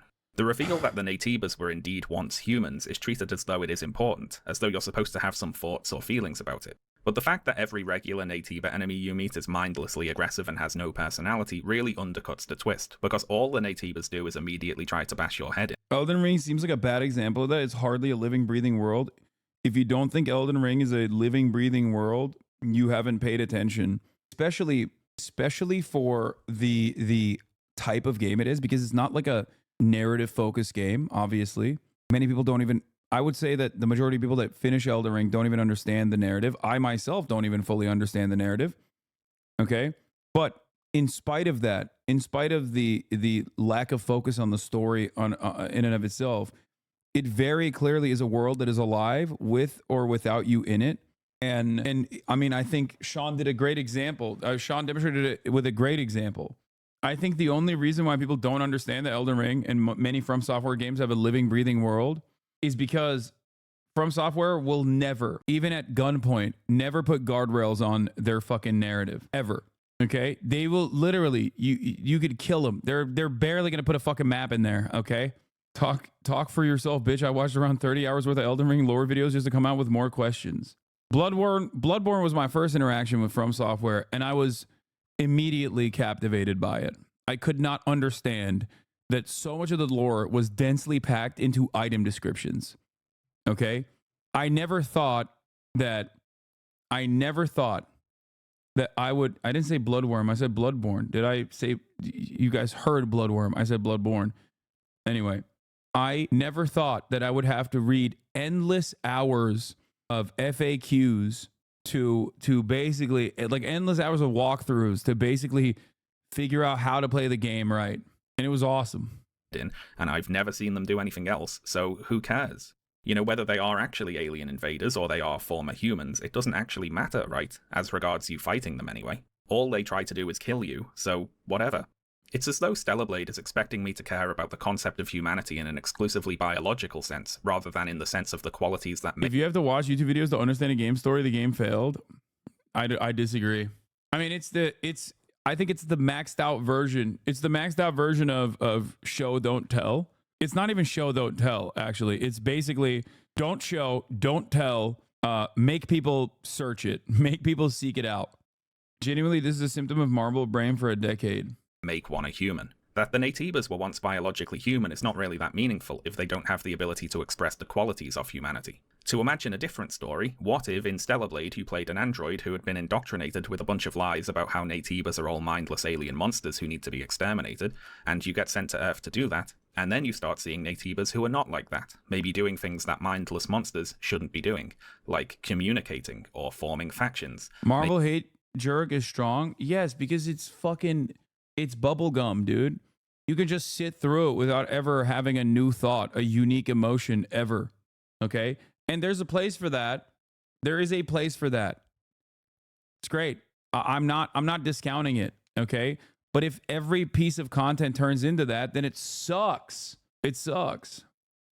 Maybe not immediately attacking you always, which is, of course, the plot of Nier Automata again, isn't it? In that game, your main enemies are the machines, who you start out believing are all mindless killbots programmed to fight you and nothing more. But then they start talking and acting scared of you. And the two android characters, 2B and 9S, have to reassure each other that the machines do not have minds or personalities, that they're just saying random words, that they don't have feelings, so you don't have to worry about killing them. But of course... For the record, I do want to point to something that a chatter said. That's why a chatter made a cyberpunk take. There's nothing in Cyberpunk 2077 that informs you Johnny is an unreliable narrator, but it's flavor if you take a deeper dive into the lore medium between Marvel and Elden Ring. One of my greatest game takes of all time is that Cyberpunk 2077, if playable, which I was very fortunate, it was playable for me, is one of the fucking best video games, okay? It had a shit ton of issues, but it had everything that I wanted in a video game. Everything that I wanted in a video game, okay? Old school. Narrative focused, incredible story, incredible world building, incredible world in general. Okay. And I said that at the time. Some people yelled at me. I played it to the bone. Yes, I finished the DLC as well. It was fan-fucking-tastic. Okay. It was fan-fucking-tastic. And I think it's one of my best takes because they went back. It's the greatest thing that Poland has ever done. Okay. They went back to the game, they fixed it, they made it playable, they fixed all of the issues after years and years and years of working on it. And I'm so glad that like people have gone back into that universe, dove back into it, and realized how fucking amazing it was. They saw what I saw in the game. Okay?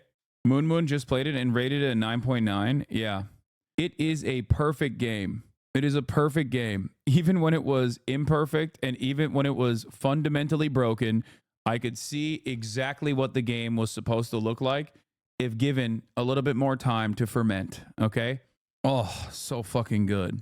So many options, so many pathways, so many parts of the lore that are just like that left me wanting more. You know what I mean? It left me wanting to play more of it. I wanted to dive further into the normal corpo life, like normal existence of being a corpo. You know what I mean? Yeah, it did need a little bit more polish. Some of the machines have developed feelings and personalities, and you go on to meet whole societies of machines who are emulating human philosophy and politics and religion. And this recontextualizes both the characters and the player's relationship with the enemies in the game. I did Firstly, play. they don't I did always play the try to kill DLC you, chat. and you What are you don't talking always about? have to kill them. And when they do try to fight you, it isn't always out of some mindless antagonism. Sometimes they fight you because they're scared of you, or out of religious fanaticism, or in defense of a society that they see you as a threat to. And all this plays into the twist with the humans being gone, of course, because while humanity, the biological beings, might be gone, humanity, the concept, is everywhere.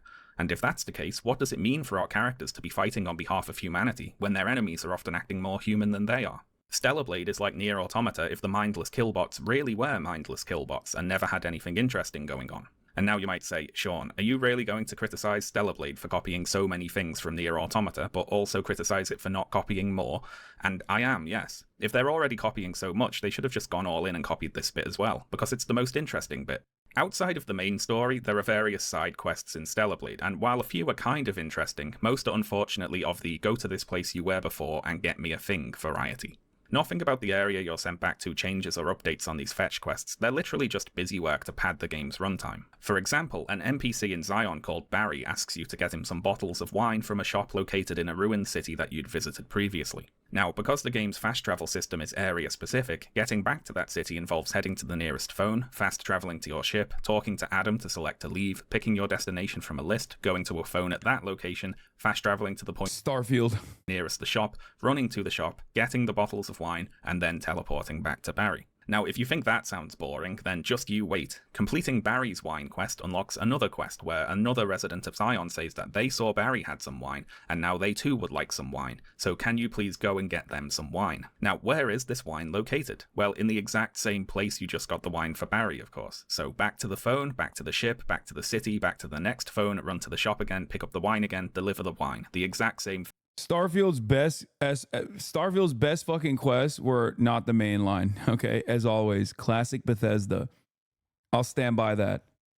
Like the war, the war that you wage between the factions as you have like a full blown choice of whether you can alliance over the Crimson Fleet or the the fucking Navy or whatever. Like that is literally better. Like that's 10x better than the actual mainline quest. The mainline quest sucked so much ass. Thing you just did all over again. Stellar Blade's level design is, well, it's kind of a blast from the past, I guess you could call it. The game is divided into linear corridor levels and 2 large open areas. Multiple of the linear levels contain claustrophobic sections set in sewers and other enclosed areas, and the 2 more open zones, the desert and the wasteland, are, as you can imagine from the names, sparse stretches of terrain without much interesting going on really. In a bygone era, you might chalk this sort of thing up to technical limitations, ones that shouldn't really exist on the PS5. I guess it's nostalgic level design, if nothing else. I actually have a theory that a lot of the elements of Stellar Blade poked gamers of a certain age right in their nostalgia zones. The game reminds me a lot of a certain type of anime-inspired hack-and-slash game from the early 2000s that got praised for its flashy combat animations but criticised for its weak story and characters. But also, who really cares about that because you're clearly not here for the story or characters, are you? Something like Chaos Legion or Bujingai, The Forsaken City. Games that nobody has thought about for 20 years. But I know there's some people watching this video who are seeing this gameplay and saying, oh, I think I remember playing that on the PlayStation 2 when I was like 10. Stellar Blade is at its core just one of these. It's like one of these games got put in a time capsule 2 decades ago and then they unearthed and released it today. Now, to clarify, Stellar Blade is not the worst game in the world by any means, and it's not some huge crime for a video game to be a bit mediocre. Not every game can be the best game ever made, can it? But on the other hand, it is certainly not going to be this big cultural reset industry shift moment that the Gamergate remnants seem to expect it to be. It's just not that good. Ultimately, I'd say Stellar Blade is less than the sum of its parts. A lot of those parts are fine in isolation, it just never really comes together to form anything all that interesting. To use a cliché food metaphor, it's the difference between a meal and a bunch of uncooked ingredients. And Eve's character design is just another of those uncooked ingredients, I'm afraid. I've got no big problem with Eve's design myself, in a vacuum, but like a lot of the other elements of the game, it feels very arbitrary. One of the questions I had when deciding to play through Stellar Blade was, does it ever matter what Eve looks like or is dressed like in terms of either her character or the story she's in? And after having played it, I can say that the answer is no. What Eve looks like never really matters in the universe of the game. She doesn't know that she looks like this, and it doesn't suit what little there is of her personality for her to look like this. Eve is straightforward, serious, mission-focused. She's never flirtatious or irreverent, so she wouldn't be getting dressed in a bikini to go into battle, obviously. Ditto for the other female characters in the game. They don't know that they look how they look, and how they look never matters. And this lack of connection between how... Like, even that alone, a lot of people were mad at Hideo Kojima for being a gooner with Quiet, but, like, there was at least some kind of, like, tongue-in-cheek story reason for it, right? Like, it's a fully flushed out game. That's the difference. How the characters look and how the characters act feels like another outdated element of Stellar Blade. I recently played the second part of the Final Fantasy VII remake, and in that game the characters travel to a resort town and go to the beach, and since they're at the beach they dress in swimwear, and the game uses that occasion to show you some character interactions. Cloud gets flustered when he sees the ladies, Barrett gets embarrassed wearing his sailor suit, Tifa and Aerith ask Red how they look, and in trying to compliment them he compares them to animals, because he's an animal and he doesn't understand how human beauty works. Again, not saying it's Shakespeare necessarily, but how the characters look and are dressed at least exists as a thing that is acknowledged and could matter within the universe. Literally bare minimum, by the way. Of the game. How the characters are dressed is being used as a way to show the audience more about them. Yeah, Metal Gear Solid 5 was not fully fleshed out. I know, chat. What, you think I don't fucking know that? I'm the #1 Kojimbo dick rider. And even then, a non-fleshed out, forced video game that ends up literally having a second act that is a copy paste of the first one is still infinitely better than this. Well, not this, but infinitely better than Stellar Blade. That's the point. Their personalities. And I hadn't really thought about it, but I suppose at some point I got used to games that allow you to change outfits, acknowledging what you're wearing in some way. In Breath of the Wild and Tears of the Kingdom, for example, characters will react to the different outfits Link wears, as well as if he talks to them while only in his underwear. And there's also certain places in the game world that Link can only access if he's wearing certain outfits. In Skyrim, the NPCs will comment on the armor set you're wearing, or tell you to put some clothes on if you walk around naked. It might not seem like much, but all this helps build the sense of the characters actually existing physically in the game world as people who can see one another, and not just as names interacting in a script. And a lack of this sort of consideration can work the other way, of course. For instance, in Stellar Blade, there's a character called Kaya who looks like she should be playing the monster in a horror movie about a haunted sex doll that murders pedophiles. Kaya runs a store called Sister's Chunk, a name I was surprised to find out is not an intentional joke, and she tasks Eve with finding her sister, who's gone missing out in the desert. The sister is almost certainly dead, but Kaya maintains a childlike insistence that she's sure her sister is somehow alive. Eve goes looking for the sister, and when you find her, she is dead, oh no. Eve then has to explain to a child that her sister was killed and is never going to come home, and then attempt to console said child while dressed like this. Now, okay, to be fair, I dressed Eve like this on purpose for this mission because I thought it would be the funniest outfit to wear while breaking the news to Kaya that her sister was dead. But still, it's not like the majority of Eve's outfits are much more appropriate, is it? Stellar Blade isn't a purposefully funny game. It doesn't have a goofy or silly tone. It's most often expecting the player to take what's happening in the story rather seriously, and Eve's skimpy costumes pretty much always clash with this expectation. Now, there's a range of justifications for skimpy costumes in video games, of course. We've already mentioned Bayonetta today, and that game does have a camp, silly tone. Bayonetta isn't expecting you to take it all that seriously, and notably, Bayonetta, the character, knows that she looks like that. Her sexualization is, within the universe of the game at least, deliberate and something that is under her control. In Nier Automata, 2B's design, as well as the designs of the other androids, have been both praised and criticized. I happen to like the android designs in Nier Automata, mainly because I think they play into the twist in that game very well. The androids look like these particular idealized versions of humans. Yeah, he likes it because he's horny. I mean, that's it. And there ain't nothing wrong with that, King. Which contrasts them very sharply with the tin can looking machine enemies, and that makes it all the more surprising when the game flips the script and has you empathizing with the tin cans, often over the androids.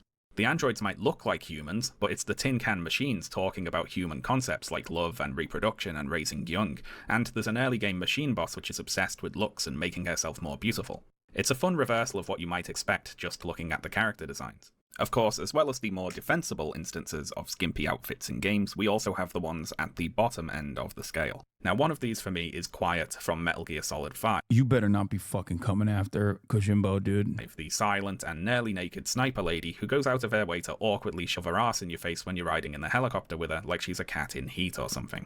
Although Hideo Kojima made a memorable assurance that Quiet's design made perfect sense, this turned out to be a rather arbitrary need for her to photosynthesize. But once you recognize the secret reason for her exposure, you will be ashamed. You will feel ashamed of your word and deeds. Like a plant, which doesn't make a whole lot of sense because Kojima already used the photosynthesis trait for the old sniper man in Metal Gear Solid 3, and he just wore clothes. Commit to the bit, you coward, and show me a 100-year-old man in a bikini. Of course, it is up to your own judgment what you think is sufficient justification for any particular character outfit or design, and if you're happy to accept actually she has to be naked because she caught clothes fall off disease, then that's up to you, honestly. I'm not going to argue with you. So where does Eve fall on this scale? Well, with Eve, there's no real attempt to ever justify or even address at all how she looks. Eve herself is a sexless character, who exists in a largely sexless world. What she looks like is arbitrary. Eve's character design is almost completely divorced from any other aspect of the game. And not to get ahead of myself here, but I would argue that this lack of explanation for Eve to look the way she does is kind of the whole point. And to explain what I mean here, we can start out by looking at another tweet from Mark Kern. If you look at AAA gaming, beautiful women are the most marginalized and unrepresented segment of the market, he says, before posting a collage of video game characters that he considers to be too ugly. A collage which includes... I think one of the funniest aspects of this is that Grumps himself is like a horrifyingly ugly man who also happens to be a video game developer. Or used to be. I don't think you can call him that now. And that is precisely what is so funny about this, where he's always like, oh, these ugly ass video game developers are making ugly ass characters. It's like, bro, have you seen yourself?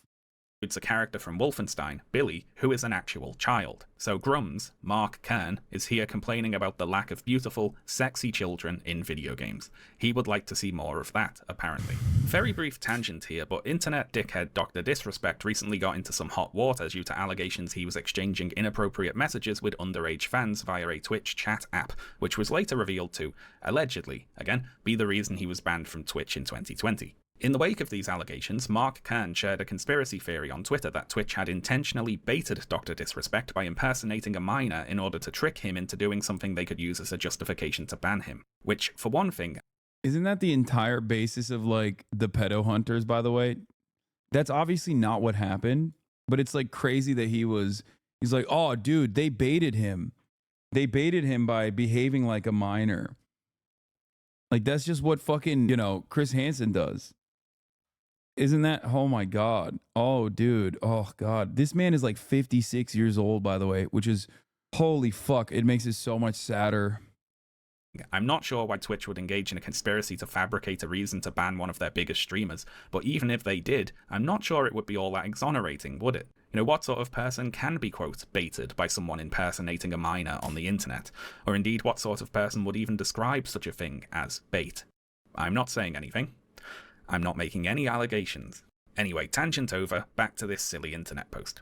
Firstly, of course, this is an example of cherry picking, isn't it? We've already talked about the ladies from the Final Fantasy VII Remake today, for instance, one of the biggest games of the year. But I know the response will come. That's a game from Japan, isn't it? They haven't fully caught the woke mind virus over there yet. These are all examples from Western game companies. To which I'd respond first, Mark Kern didn't say Western, he just said AAA, so nah. But also, this is just another example of cherry picking. We've already talked about Baldur's Gate 3 today, for example, with everything going on in that game, and that was made by a Belgian company. And the Witcher series, for instance, has an array of conventionally, or even more than conventionally, I think in-universe, sometimes magically beautiful women with romance. There's also a shit ton of American games, like Western, at the heart of Western creation, that have like sexy ass characters in it. It's very stupid. Plots and sex scenes and whatever else, and that's made by a Polish. And there's also disfigured, horrifying monsters in Japanese games. Company. Like, what are we talking about? These are games made by Western game developers that make Stellar Blade look tame by comparison. They have romance and nudity and on-screen sex and whatever else. Stellar Blade doesn't have any of that. Anyway, the cherry picking in this image even extends down to the individual characters. For instance, taking a still from a stylized animated trailer featuring Apex Legends Lifeline rather than showing her in-game character model. Many of the characters also just are unarguably conventionally attractive. I guess Senua from Senua's Sacrifice made it on here because she's shouting. I have no idea what Jessie from Control is doing here, and I have a lumbering suspicion that many of these characters ended up on here simply for not being white. I mean, Billy Lurk from Death of the Outsider just looks like a fashion model or something in that picture.